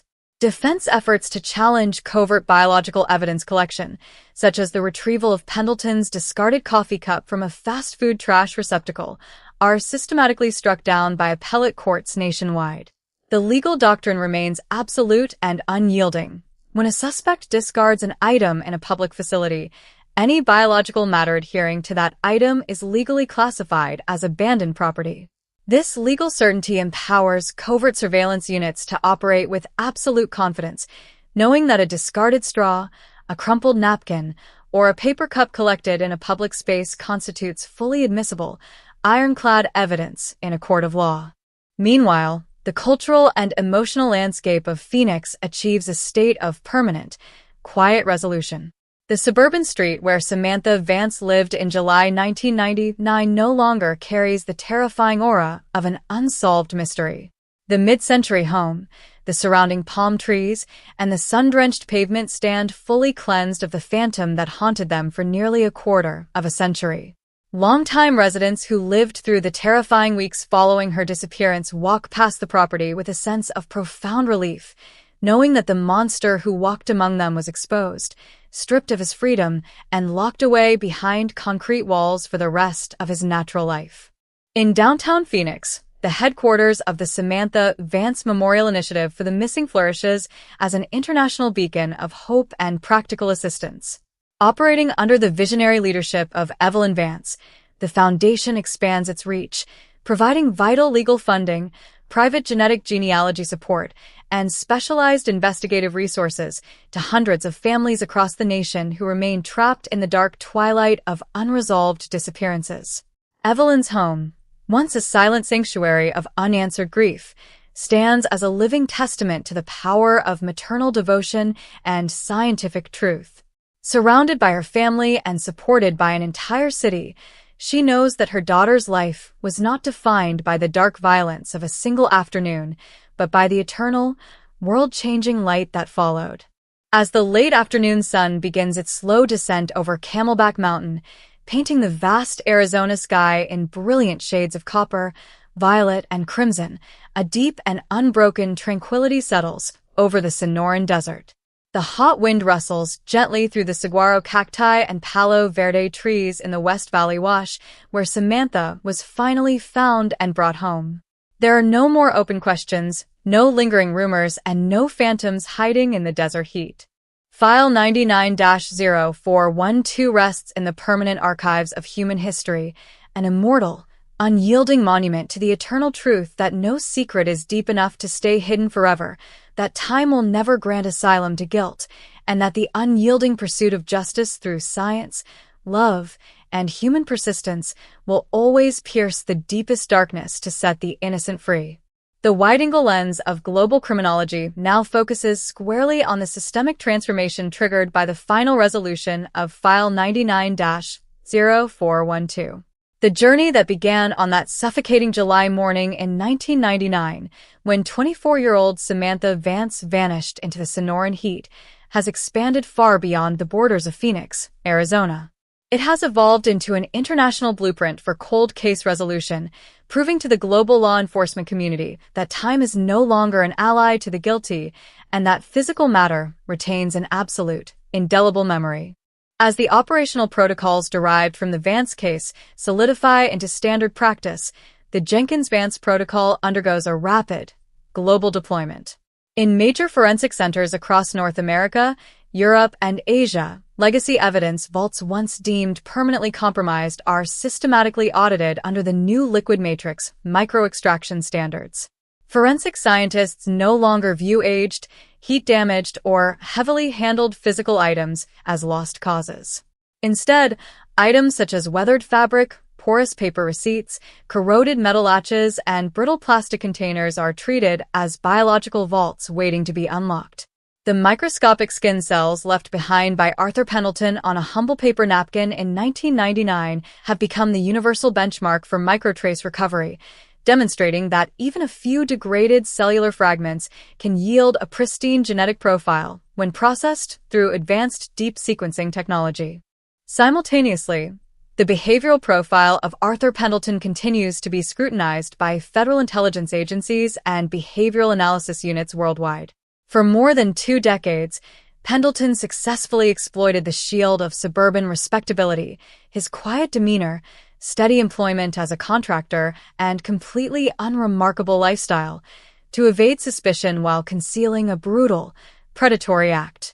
Under the updated Katoomba protocols, law enforcement agencies have permanently dismantled the dangerous reliance on subjective character evaluations or community standing during violent crime investigations. Objective trace evidence collection, spatial tracking, and non-negotiable movement verification are now mandatory for any individual within a crime scene's logistical radius. The fatal flaw of trusting performative decency has been eradicated from modern homicide methodology, ensuring that future predators can never hide behind a mask of small-town charm. In the legal arena, the precedent set during the prosecution of Arthur Pendleton stands as an unshakable pillar of modern jurisprudence. Courts across dozens of sovereign nations have formally integrated the principle that touch DNA recovered through advanced chemical matrix techniques constitutes permanent, unassailable physical evidence that permanently tolls all statutes of limitations. The defense argument that historical evidence degrades beyond legal utility over time has been permanently invalidated. Legal systems now operate under a clear, uncompromising mandate. The state holds a perpetual, non-expiring duty to seek truth, protect human life, and bring justice to victims, regardless of how many decades have passed since the original crime. In the city of Phoenix, the physical and emotional scars left by Samantha's disappearance have fully transformed into an enduring legacy of community healing and scientific excellence.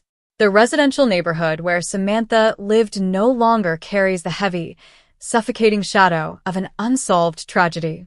The street is quiet, sunlit, and peaceful, washed clean of the phantom that haunted its collective memory for 23 years. Longtime residents who once looked at their neighbors with quiet suspicion now walk the sidewalks with a restored sense of safety and closure.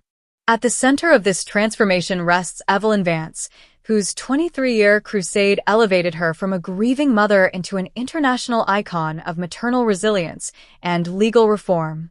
Through the Samantha Vance Memorial Initiative for the Missing, her life's work continues to provide vital forensic funding, legal advocacy, and emotional guidance to thousands of families searching for their missing loved ones across the globe. Sitting in her home near Camelback Mountain, surrounded by her family, Evelyn lives with a profound, unshakable peace.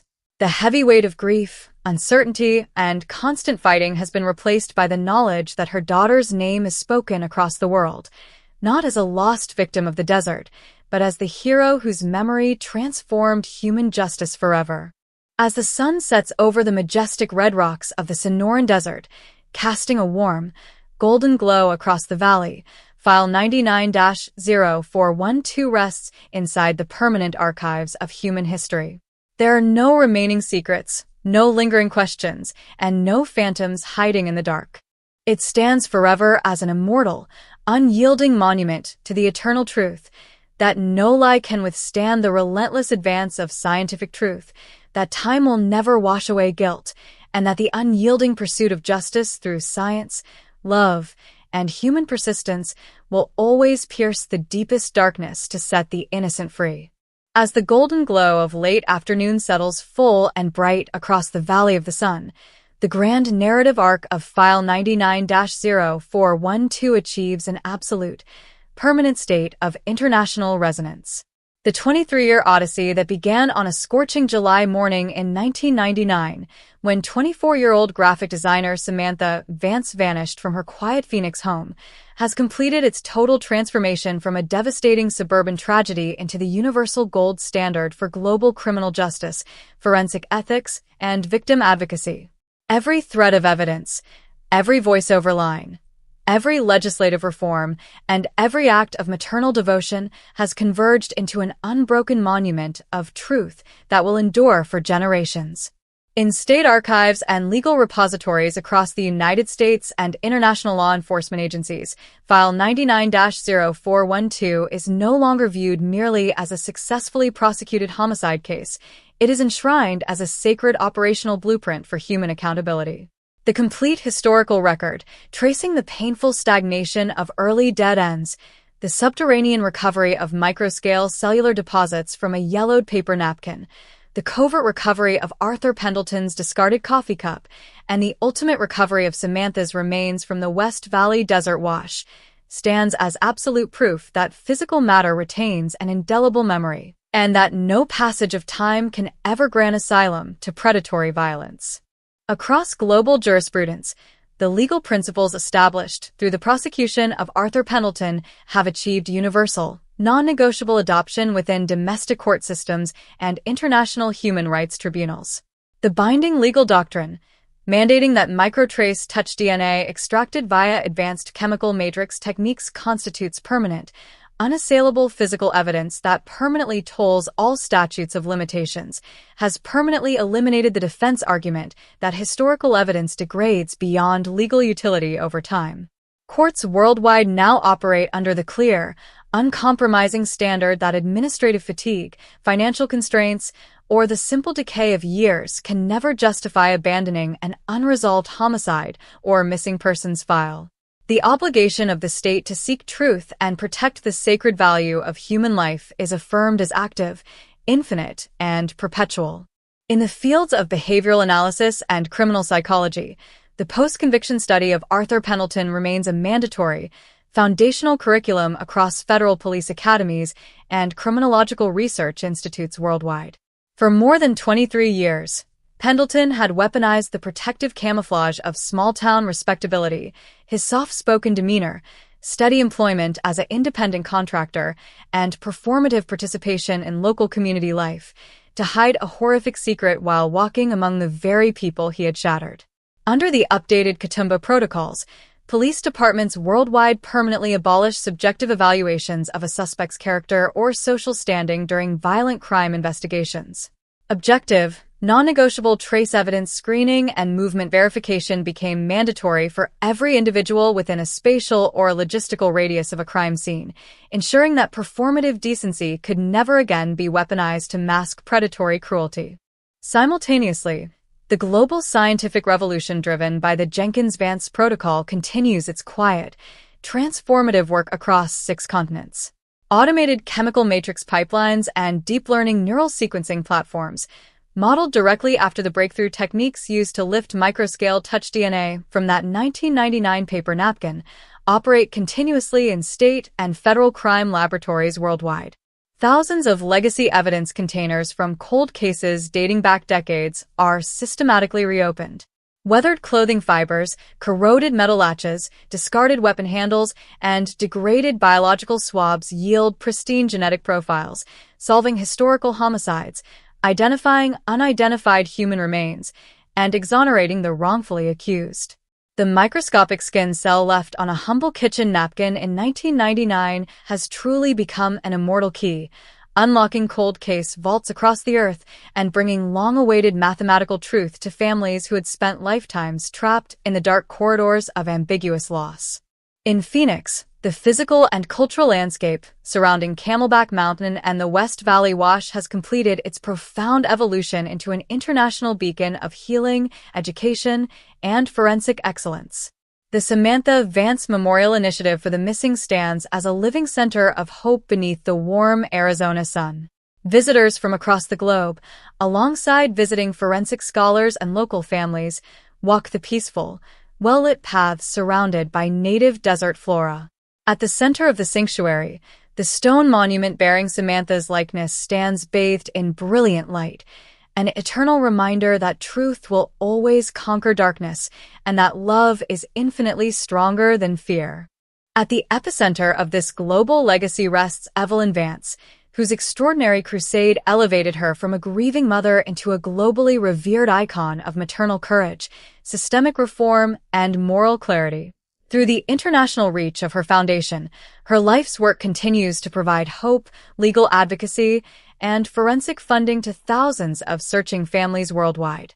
Sitting on the sunlit porch of her home, surrounded by her surviving family, Evelyn looks out across the vast desert valley with a heart completely at peace. The suffocating weight of uncertainty and nonstop fighting has ended. Her daughter is home, her memory honored, and her name etched forever into human history as the spark that transformed world justice. As the sun sets over the red peaks of Camelback Mountain, casting a warm, golden glow across the desert landscape, a profound and unbroken tranquility settles over the city of Phoenix. The gentle desert breeze rustles through the saguaro cacti, carrying a sense of absolute harmony, finality, and eternal peace. There are no longer any lingering mysteries, no false rumors, and no phantoms hiding in the dark. File 99-0412 rests inside the permanent archives of human history, an immortal, unyielding monument to the eternal truth that no secret is deep enough to stay hidden forever, that time will never wash away guilt, and that the unyielding pursuit of justice through science, love, and human persistence will always pierce the deepest darkness to set the innocent free. As the last rays of golden sunlight fade into deep indigo over the Sonoran Desert, the final, immortal movement of File 99-0412 achieves absolute, infinite completion. The 27-year arc that began on a searing midsummer afternoon in 1999, when 24-year-old Samantha Vance walked into the quiet unknown of her own kitchen, has reached its ultimate, unshakable monument.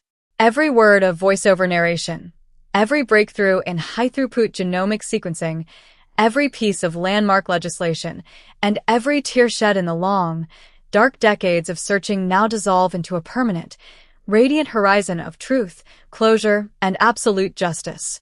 In the highest security archives of state police registries, federal intelligence databases, and international human rights tribunals, File 99-0412 is no longer categorized as a historical homicide file. It stands enshrined as the definitive, foundational cornerstone of 21st century forensic ethics and investigative methodology.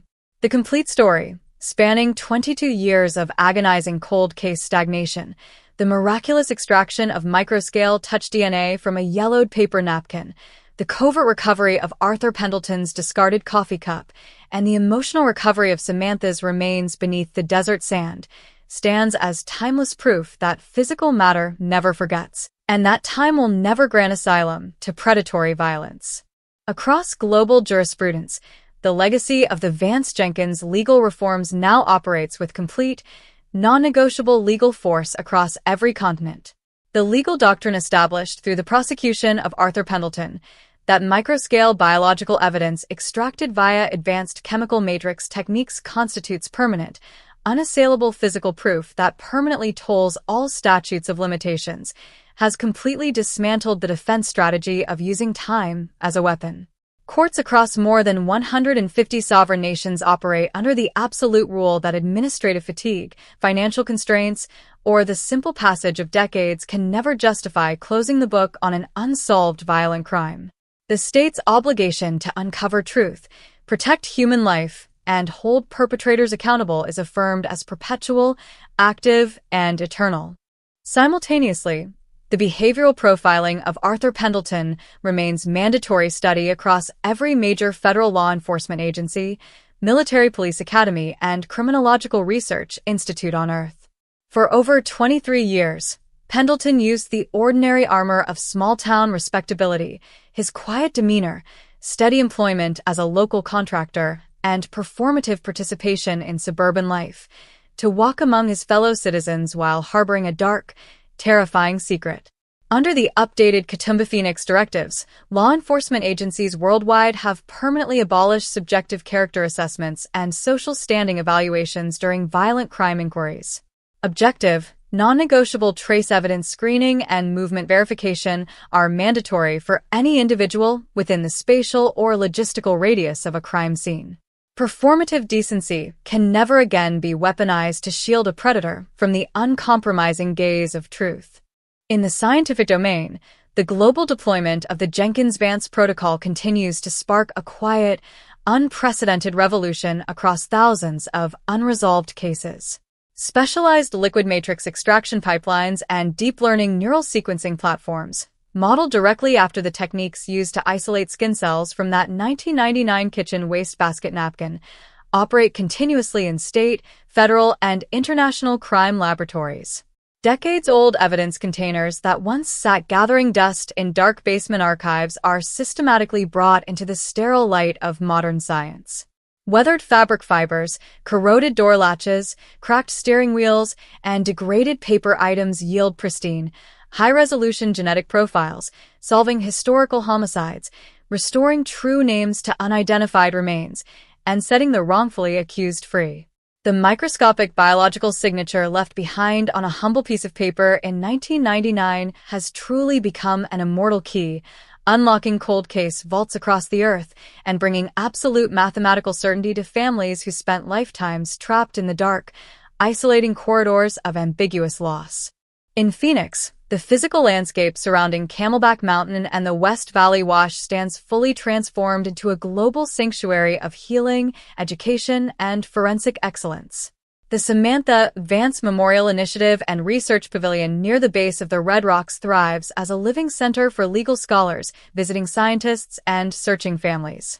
High school students, university researchers, and international investigators walk the well-lit sandstone paths beneath towering saguaro cacti, while top molecular biologists conduct cutting-edge research on microtrace extraction inside state-of-the-art glass laboratories. The city no longer carries Samantha's disappearance as a painful, hidden wound. Instead, it wears her memory as a proud badge of moral awakening, a community that stood united in truth, science, and relentless determination. At the absolute center of this immortal legacy rests Evelyn Vance, whose extraordinary crusade elevated her from a grieving mother into a globally revered symbol of maternal resilience, systemic reform, and unyielding hope. Through the international reach of her foundation, her life's work continues to provide direct funding, genetic testing resources, and legal advocacy to thousands of searching families around the world. Sitting on the sunlit porch of her mountain home, surrounded by her surviving children and grandchildren, Evelyn looks out over the peaceful, blue-hued desert expanse with a heart completely at rest. The heavy, suffocating weight of uncertainty and endless fighting that she carried for nearly a quarter of a century has finally turned into an enduring, unbroken peace. She knows that her daughter's life was not defined by the dark tragedy of a single summer afternoon, but by the eternal, world-changing light that followed. As the quiet stars emerge above the majestic peaks of Camelback Mountain, painting the Arizona sky in deep hues of sapphire, velvet, and silver, File 99-0412 rests in the permanent archives of human history. There are no more lingering mysteries, no false rumors, and no phantoms hiding in the desert heat. It stands forever, an immortal, unyielding monument to the eternal truth that no secret is deep enough to stay hidden forever, that time will never wash away guilt, and that the unyielding pursuit of justice through science, love, and human persistence will always pierce the deepest darkness to set the innocent free. Beyond the physical resolution of the case and the legal precedents established across courtroom floors, the deeper sociological, psychological, and institutional impacts of File 99-0412 continue to expand into an endless horizon of human accountability. As the years march forward, the story of Samantha Vance shifts from an active criminal investigation into a permanent, living philosophy for modern criminology, a masterclass in how cold cases are defined, processed, and ultimately conquered by the intersection of molecular biology, ethical genealogy, and unyielding human will. In the academic halls of forensic science institutes across the globe, the focus shifts toward the long-term preservation of microtrace-touch DNA. Prior to the breakthrough in Phoenix, standard forensic protocols often assumed that biological evidence preserved on porous, organic materials like paper, cardboard, or cotton fibers had a strict, unavoidable expiration date. Moisture, thermal fluctuations, and oxidation were believed to destroy cellular integrity beyond repair over a 10 to 20-year window. The recovery of high-resolution genetic profiles from a 22-year-old paper napkin completely overturned this dogma, prompting an immediate, sweeping reevaluation of legacy evidence storage standards worldwide. Under the updated Jenkins-Vance environmental storage directives, state crime laboratories and police department evidence vaults underwent a total technological retrofit. Legacy cardboard boxes, once stored in variable temperature basements or non-climate controlled warehouses, were systematically cataloged, vacuum sealed in inert nitrogen-purged microenvironments, and stored in sub-zero, humidity-regulated digital storage facilities. Specialized micro-extraction teams were assembled across major jurisdictions, trained specifically in non-destructive liquid matrix washing techniques. These teams operate with microsurgical precision, extracting dormant skin cells trapped within the microscopic weaves of weathered fabrics and degraded paper without altering the physical appearance or structural integrity of the original evidence. While the scientific infrastructure adapted to this new paradigm, criminologists and investigative psychologists turn their attention to the profound psychological profile of the dormant predator. For decades, traditional criminal profiling operated under the fundamental assumption that individuals capable of extreme, predatory violence were bound to repeat their offenses, leave behind a trail of minor criminal infractions, or display visible behavioral deterioration over time. Arthur Pendleton shattered this operational myth. For over 23 years, he lived as a quiet, productive, and utterly unremarkable member of the suburban Phoenix community. He maintained steady employment, paid his municipal taxes, attended local community events, and spoke softly to his neighbors across manicured lawn fences. This stark reality forced a seismic shift in how homicide units analyze suspects in long-dormant cases. Under the newly codified Katoomba Phoenix investigative guidelines, law enforcement agencies explicitly ban the use of subjective character assessments, local reputation, or a lack of prior criminal history as grounds for eliminating a potential suspect from an investigation. Behavioral analysis units established new frameworks for identifying hypercompartmentalized offenders, individuals who possess the terrifying psychological capacity to commit an act of catastrophic violence and then immediately lock that memory behind an iron wall of cold discipline, blending seamlessly back into normal civilian society. In the digital realm, the ethical and legal frameworks governing forensic genetic genealogy achieved a delicate, permanent balance. The rapid rise of public genetic databases had initially raised valid concerns regarding consumer privacy, digital surveillance, and Fourth Amendment protections against unreasonable search and seizure. However, the meticulous legal strategy executed by Detective Marcus Reyes and the prosecution team in the Vance case provided the definitive legal model for ethical genetic mapping. By establishing strict judicial oversight protocols, requiring independent judicial warrants before law enforcement can access open-source genealogical data, and restricting searches strictly to violent cold cases where all traditional investigative leads have been exhausted, the Vance framework successfully protected civilian privacy while arming investigators with an unshakable, light-speed tool for historical justice.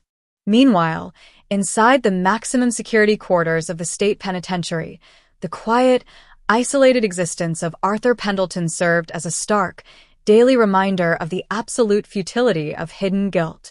Stripped of his quiet routines, his work tools, and the protective anonymity of suburban life, Pendleton spent his remaining years in complete, silent obscurity.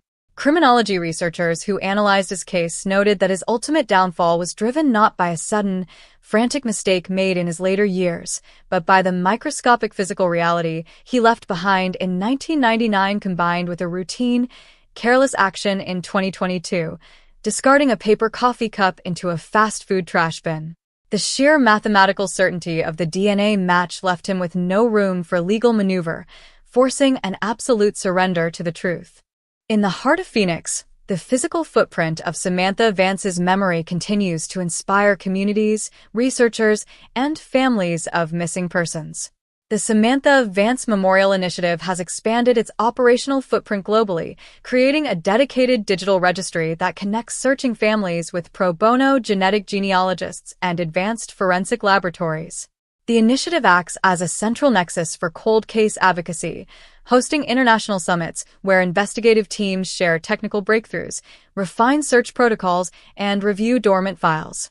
The atmosphere inside these gatherings is defined by an absolute refusal to accept defeat, driven by the knowledge that no case is ever truly lost as long as physical evidence exists. For Evelyn Vance, the passage of time brought a deep, serene, and eternal tranquility. Sitting on the veranda of her home near the majestic base of Camelback Mountain, looking out over the vibrant, sun-drenched valley, she felt the final remnants of a 23-year storm give way to unbroken peace. Surrounded by her children, grandchildren, and a community that revered her unwavering courage, Evelyn knew that her daughter's story was no longer a tragic mystery locked in a cardboard box. Samantha Vance had become a immortal beacon of light, a symbol of truth that reshaped world justice, dismantled decades of lies, and proved forever that love, science, and relentless human persistence will always conquer the deepest dark. As the sun dips below the western horizon, painting the sky in deep shades of violet, amber, and gold, File 99-0412 remains permanently closed in the physical archives, but infinitely open in the consciousness of human justice. It stands forever as an unyielding, immortal truth. No secret is deep enough to stay hidden forever. Time will never grant sanctuary to guilt, and the pursuit of truth will always prevail to set the innocent free. Beyond the physical borders of Arizona and the immediate reach of state jurisprudence, the ultimate, global legacy of File 99-0412 establishes a permanent operational philosophy for modern homicide investigation.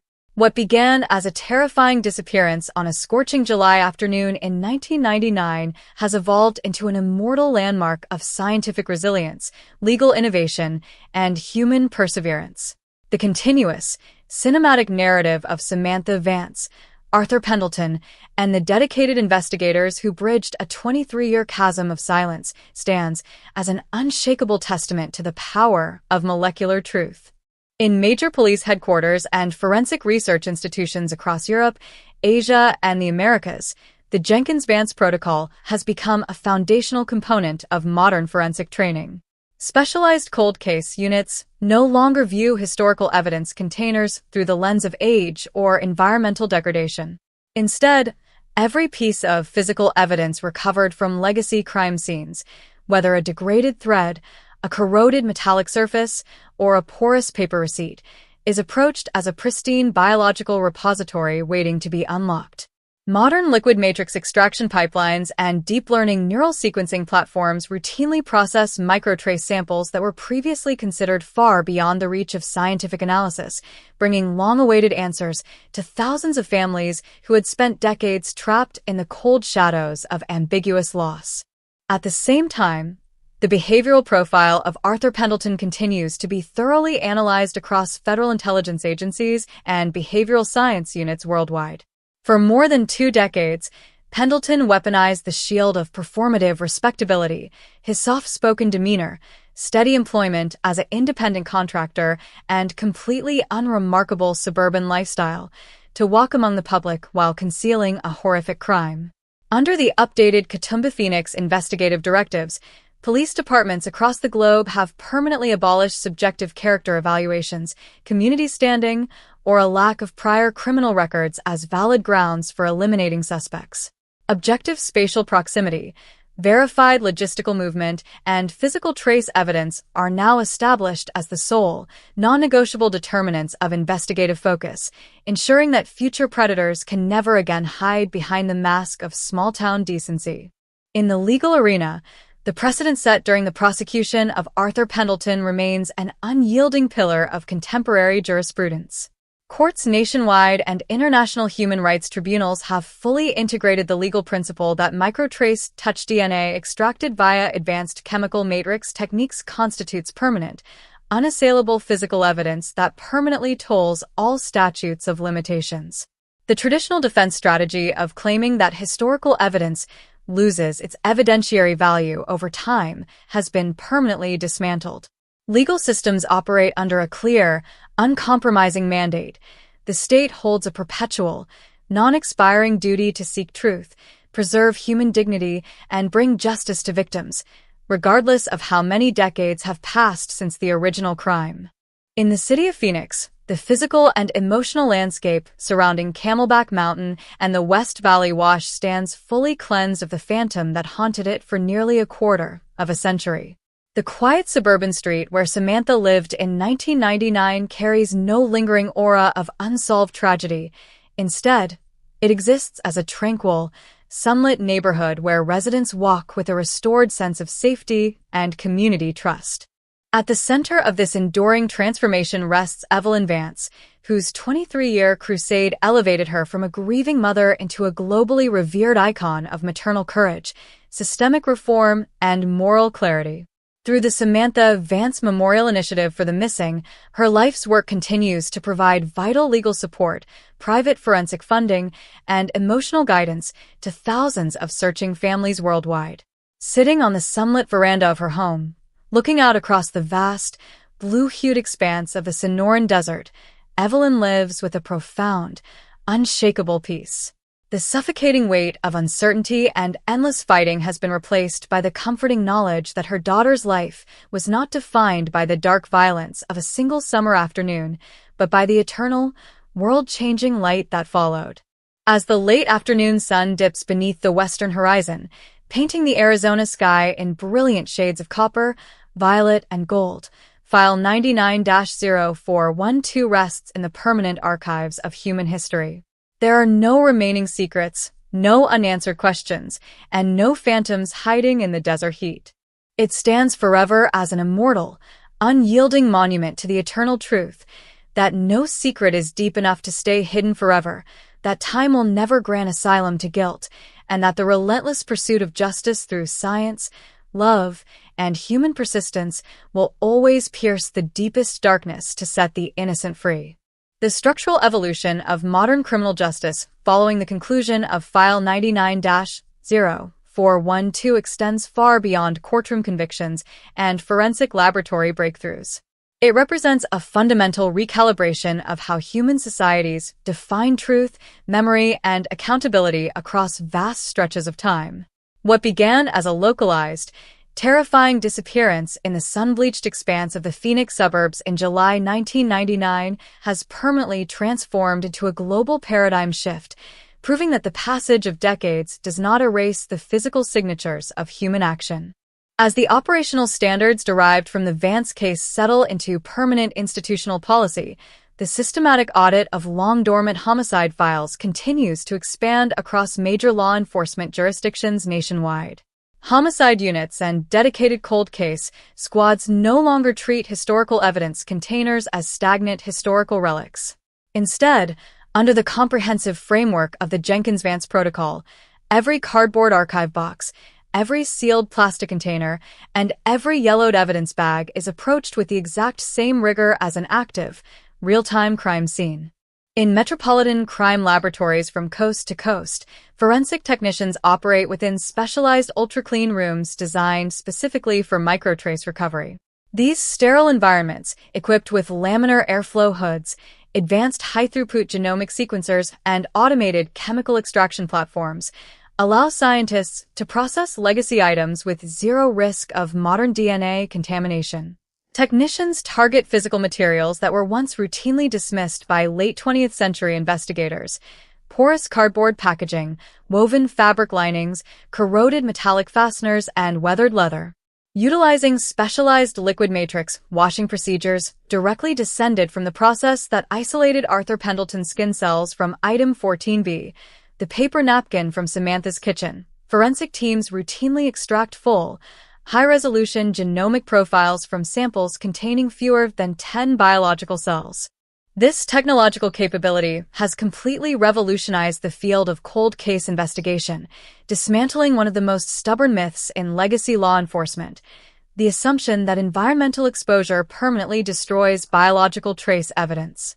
For decades, defense attorneys routinely argued that the brutal desert heat of the American Southwest, coupled with decades of improper storage in non-climate-controlled evidence lockers, rendered biological material completely unusable for precise molecular sequencing. The scientific breakthroughs validated in the Vance case proved the exact opposite. Microscopic epithelial cells, when trapped within the porous fiber matrices of paper, wood, or textile materials, remain structurally protected from ambient ultraviolet radiation and thermal degradation. Once liberated through specialized liquid washing, these trapped cellular structures provide pristine digital genetic blueprints capable of standing up to the most intense legal scrutiny. Simultaneously, criminologists, forensic psychiatrists, and behavioral analysts at the Federal Bureau of Investigation's Behavioral Analysis Unit have deeply integrated the profile of Arthur Pendleton into the foundational training curriculum for federal special agents and municipal homicide detectives. Pendleton's ability to commit a violent, life-ending crime in July 1999 and subsequently resume an entirely quiet, law-abiding life for more than 23 years shattered long-standing assumptions regarding violent criminal behavior.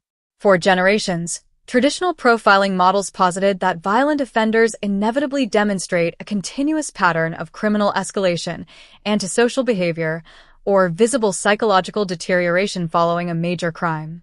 Pendleton proved that a predator could possess the terrifying psychological discipline required to execute a fatal act, seal that action behind a wall of total compartmentalization, and live out a decades-long life of absolute social anonymity. This realization prompted an immediate, thorough overhaul of how investigative priority lists are constructed in cold case inquiries. Under the updated Katoomba Phoenix protocols, homicide detectives are explicitly forbidden from using a suspect's performative social standing, lack of an arrest record, or quiet, respectable lifestyle as grounds for investigative elimination. Subjective character assessments and neighborhood reputations have been completely purged from objective investigative logic. Instead, Detectives operate under a strict, data-driven framework focused exclusively on spatial logistics, verified historical access, physical movement records, and objective microtrace evidence.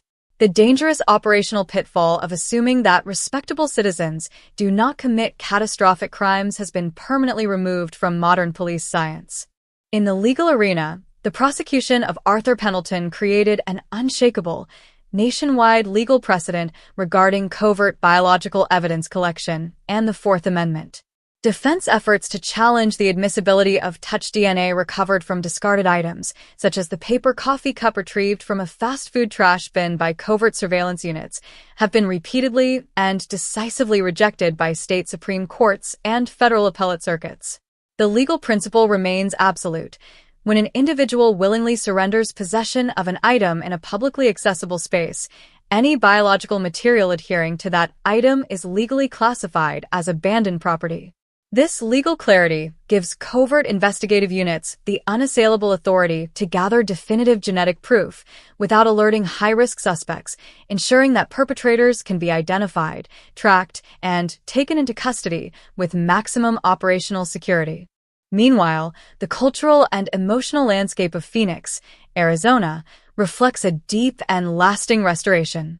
The suburban neighborhood where 24-year-old Samantha Vance lived on that fateful July morning no longer carries the terrifying shadow of an unsolved mystery. The mid-century homes, quiet cul-de-sacs, and palm-lined avenues exist today as places of peace and community safety. Residents who lived through the agonizing weeks of 1999, when fear and suspicion hung heavy in the desert air, now walk their streets with a sense of quiet relief, knowing that the phantom who walked among them was brought to light, stripped of his freedom, and held accountable before the full authority of the law. In downtown Phoenix, the international headquarters of the Samantha Vance Memorial Initiative for the Missing continues to serve as a beacon of practical support, scientific innovation, and legal advocacy. Operating under the enduring leadership of Evelyn Vance, the initiative provides critical funding for advanced genomic testing, pro bono genealogical mapping, and specialized investigative consulting to families across the globe who remain trapped in the painful void of a missing loved one's case. The Foundation's work stands as a living monument to the power of maternal love fused with cutting-edge science, proving every single day that no case is ever hopeless as long as people are willing to fight for the truth. As the afternoon sun lowers over the sweeping peaks of Camelback Mountain, casting long, crimson shadows across the vast Sonoran desert floor, a profound and unbroken tranquility rests over the city. The warm desert wind whispers gently through the saguaro cacti and Palo Verde trees in the West Valley Wash, where Samantha was finally recovered and brought home to rest. There are no remaining secrets, no unanswered questions, and no phantoms lurking in the heat. File 99-0412 resides permanently in the archives of human history, an unyielding, immortal monument to the truth that no secret is deep enough to stay hidden forever, that time will never grant sanctuary to guilt, and that the relentless pursuit of justice through science, love, and human persistence will always pierce the deepest darkness to set the innocent free. As the multi-generational impact of the Vance investigation continues to reshape global criminology, the narrative of File 99-0412 moves into its broader systemic and institutional legacy. The 27-year saga that began with the sudden, silent disappearance of Samantha Vance from her sunlit Phoenix kitchen in July 1999 has permanently redefined the intersection of public policy, forensic technology, and civil liberties across modern democratic societies. The primary operational vehicle for this ongoing evolution is the worldwide implementation of the Vance-Jenkins Civic Accountability Framework. Beyond the immediate technical advancements in touch DNA extraction and genomic genealogy, the Vance case forced a complete overhaul of how municipal law enforcement agencies manage, archive, and audit dormant evidence over multi-decade spans. Prior to the resolution of File 99-0412, evidence management in many jurisdictions was treated as a purely administrative burden, a matter of physical storage space, cardboard organization, and passive tracking. Today, under federally mandated standards inspired by the Phoenix investigation, Every evidence repository operating within the justice system is designated as an active biological archive. Inside these modern, state-of-the-art facilities, automated robotic inventory platforms continuously monitor temperature, humidity, and atmospheric purity around the clock. Every legacy item associated with an unresolved violent crime, regardless of whether it was logged in 1970, 1990, or 2010, is assigned a dynamic digital profile. When new micro-extraction techniques or neural sequencing algorithms pass peer-reviewed validation, automated systems identify candidate evidence items based on their material composition and original scene context. A yellowed paper receipt, a fragment of carpet backing, a rusty tool handle, or a discarded piece of packaging stored decades ago is automatically flagged for re-examination, ensuring that physical evidence never truly sits idle while science advances. This structural shift has led to an unprecedented wave of resolutions in cold cases nationwide. Forensic laboratories utilizing the liquid matrix wash protocols refined during the search for Arthur Pendleton have successfully recovered viable genomic profiles from samples containing as few as 5 to 10 heavily degraded epithelial cells. In long-dormant cases across the American West, perpetrators who believed they had successfully outrun their pasts, living quiet, comfortable lives under the cover of time, are suddenly confronted by the unyielding reality of their own microscopic traces. The psychological myth that a killer can wait out the law has been permanently shattered.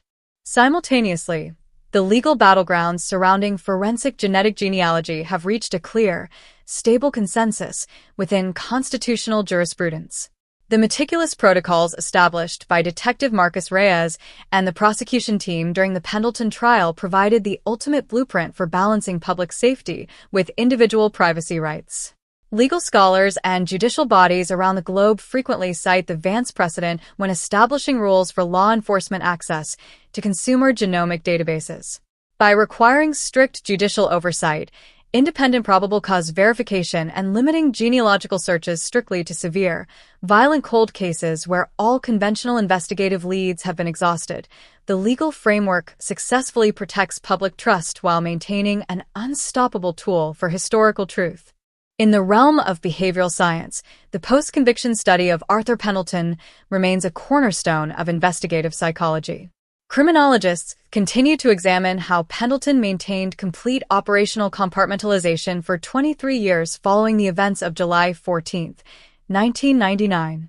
His ability to return to a completely mundane, law-abiding routine as a self-employed contractor in suburban Phoenix, without ever displaying overt signs of guilt, erratic behavior, or criminal escalation, challenged classic theories of criminal psychology. Modern profiling programs now train investigators to recognize that extreme, predatory acts do not always stem from chronic, visible antisocial patterns. The invisible predator, who uses the camouflage of mundane respectability, is now understood as a primary operational target, fundamentally changing how detectives evaluate suspect pools in legacy violent crimes. In the city of Phoenix, the physical footprint of Samantha Vance's legacy remains a vibrant source of hope and community unity. The Samantha Vance Memorial Initiative for the Missing has grown into an international powerhouse of humanitarian advocacy and scientific funding.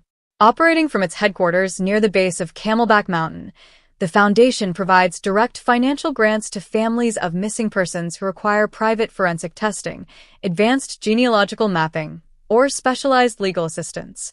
The initiative also funds university scholarships for promising young scientists entering the field of forensic molecular biology, ensuring that the next generation of researchers is equipped to carry the torch of truth forward. For Evelyn Vance, whose quiet strength and unwavering devotion sustained a 23-year crusade against darkness, the world has become a place of deep, unshakable tranquility. The painful, suffocating weight of unanswered questions that once filled her home has been permanently replaced by a profound sense of purpose and achievement. Surrounded by her children, grandchildren, and an entire community that views her as a symbol of maternal resilience, Evelyn lives with the comforting knowledge that her daughter's memory did not fade into the desert heat.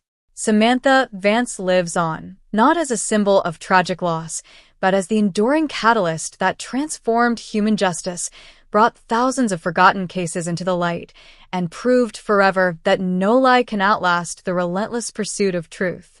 As twilight settles over the Sonoran Desert, brushing the red rocks of Camelback Mountain with shades of deep indigo, magenta, and gold, the quiet air carries a sense of total finality and peace. The desert wash in the West Valley, where Samantha was recovered and brought home, stands still under the clear desert stars. File 99-0412 rests in the eternal archives of human history, an unyielding, immortal monument to the truth that no secret is deep enough to stay hidden forever, that time will never wash away guilt, and that the unyielding pursuit of justice through science, love, and human persistence will always pierce the deepest darkness to set the innocent free. The ongoing institutionalization of the lessons learned from File 99-0412 has catalyzed a fundamental restructuring of international cold case governance, victim advocacy standards, and scientific evidence curation. What began on July 14, 1999, as an isolated, agonizing missing person case in Phoenix, Arizona, has systematically transformed into an enduring, multifaceted operational doctrine. The narrative of Samantha Vance, the methodical capture of Arthur Pendleton, and the decades of relentless investigative labor stand as a unified framework for modern criminal justice. Across legislative assemblies and international law enforcement consortia, the widespread adoption of the Vance-Jenkins Evidence Integrity Mandate has redefined the physical preservation of criminal evidence. Historically, municipal law enforcement agencies faced chronic spatial and financial constraints, often leading to the premature destruction, improper climate storage, or administrative neglect of legacy evidence lockers. Under the new global mandate, physical evidence linked to unresolved violent crimes is legally categorized as a permanent public trust. State and federal jurisdictions are required to maintain strict environmental standards, regulating microhumidity, thermal exposure, and air filtration, to safeguard the molecular integrity of historical items indefinitely. This legislative evolution directly reflects the scientific breakthroughs achieved during the Phoenix investigation. The successful extraction of a full, high-resolution genetic profile from Item 14B, the paper napkin from Samantha's kitchen, conclusively demonstrated that cellular decay is not an inevitable function of time, but rather a function of environmental management. Advanced forensic facilities now utilize automated biological preservation pods, ensuring that physical artifacts from unsolved cases remain pristine for decades or even centuries. Whether an item contains porous cellulose, degraded synthetic fibers, or corroded metal, the biological material trapped within its matrix remains accessible to future generations of molecular biologists. In the realm of criminal psychology and behavioral analysis, the post-trial analysis of Arthur Pendleton continues to inform new methodologies for evaluating long-term dormant offenders. Behavioral scientists at top federal research institutes have conducted extensive post-conviction reviews of Pendleton's life, seeking to understand the psychological mechanisms that allowed him to maintain absolute secrecy for over 23 years. The findings highlight a terrifying reality. Pendleton did not display the overt psychological degradation, substance abuse, or erratic social outbursts historically associated with violent offenders. Instead, he operated with extreme emotional compartmentalization, presenting a completely benign, helpful, and unremarkable persona to his suburban community. This insight has led to the development of the Katoomba Phoenix Suspect Evaluation Index, which formally trains homicide detectives to look beyond social masks and performative decency. The index emphasizes that an individual's community standing, civic involvement, soft-spoken demeanor, or absence of a prior criminal record must never be used to eliminate them from a suspect pool. Detective Marcus Reyes's steadfast refusal to accept superficial social appearance as proof of innocence has become a foundational case study taught in homicide academies globally. Investigative priority is now dictated strictly by verifiable spatial logistics, objective movement logs, and physical microtrace evidence. Simultaneously, the legal and constitutional protections surrounding forensic genetic genealogy have achieved an enduring, golden standard. The careful legal strategy executed by the prosecution during the Vance trial established a clear, repeatable precedent for applying genetic genealogy without violating individual Fourth Amendment rights. Courts around the world have universally adopted the Vance Judicial Clearance Protocol, which mandates that public genomic databases may only be utilized by law enforcement under strict conditions. The crime must involve severe violent offenses. All standard investigative leads must be fully exhausted, and the search must be authorized by an independent judicial warrant. This balance successfully preserves civil liberties while providing investigative teams with an unstoppable, light-speed tool for historical justice. In Phoenix, the tangible legacy of Samantha Vance continues to serve as an international beacon of hope and practical assistance.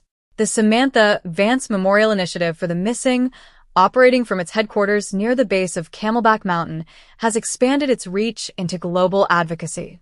The initiative funds cutting-edge touch DNA extraction research, provides pro bono genealogical assistance to searching families, and lobbies for cold case legislative reform across multiple continents. The sanctuary grounds, featuring peaceful native desert foliage and sandstone pathways, host thousands of visitors each year, including families seeking solace, legal scholars studying systemic reform, and forensic scientists sharing breakthroughs.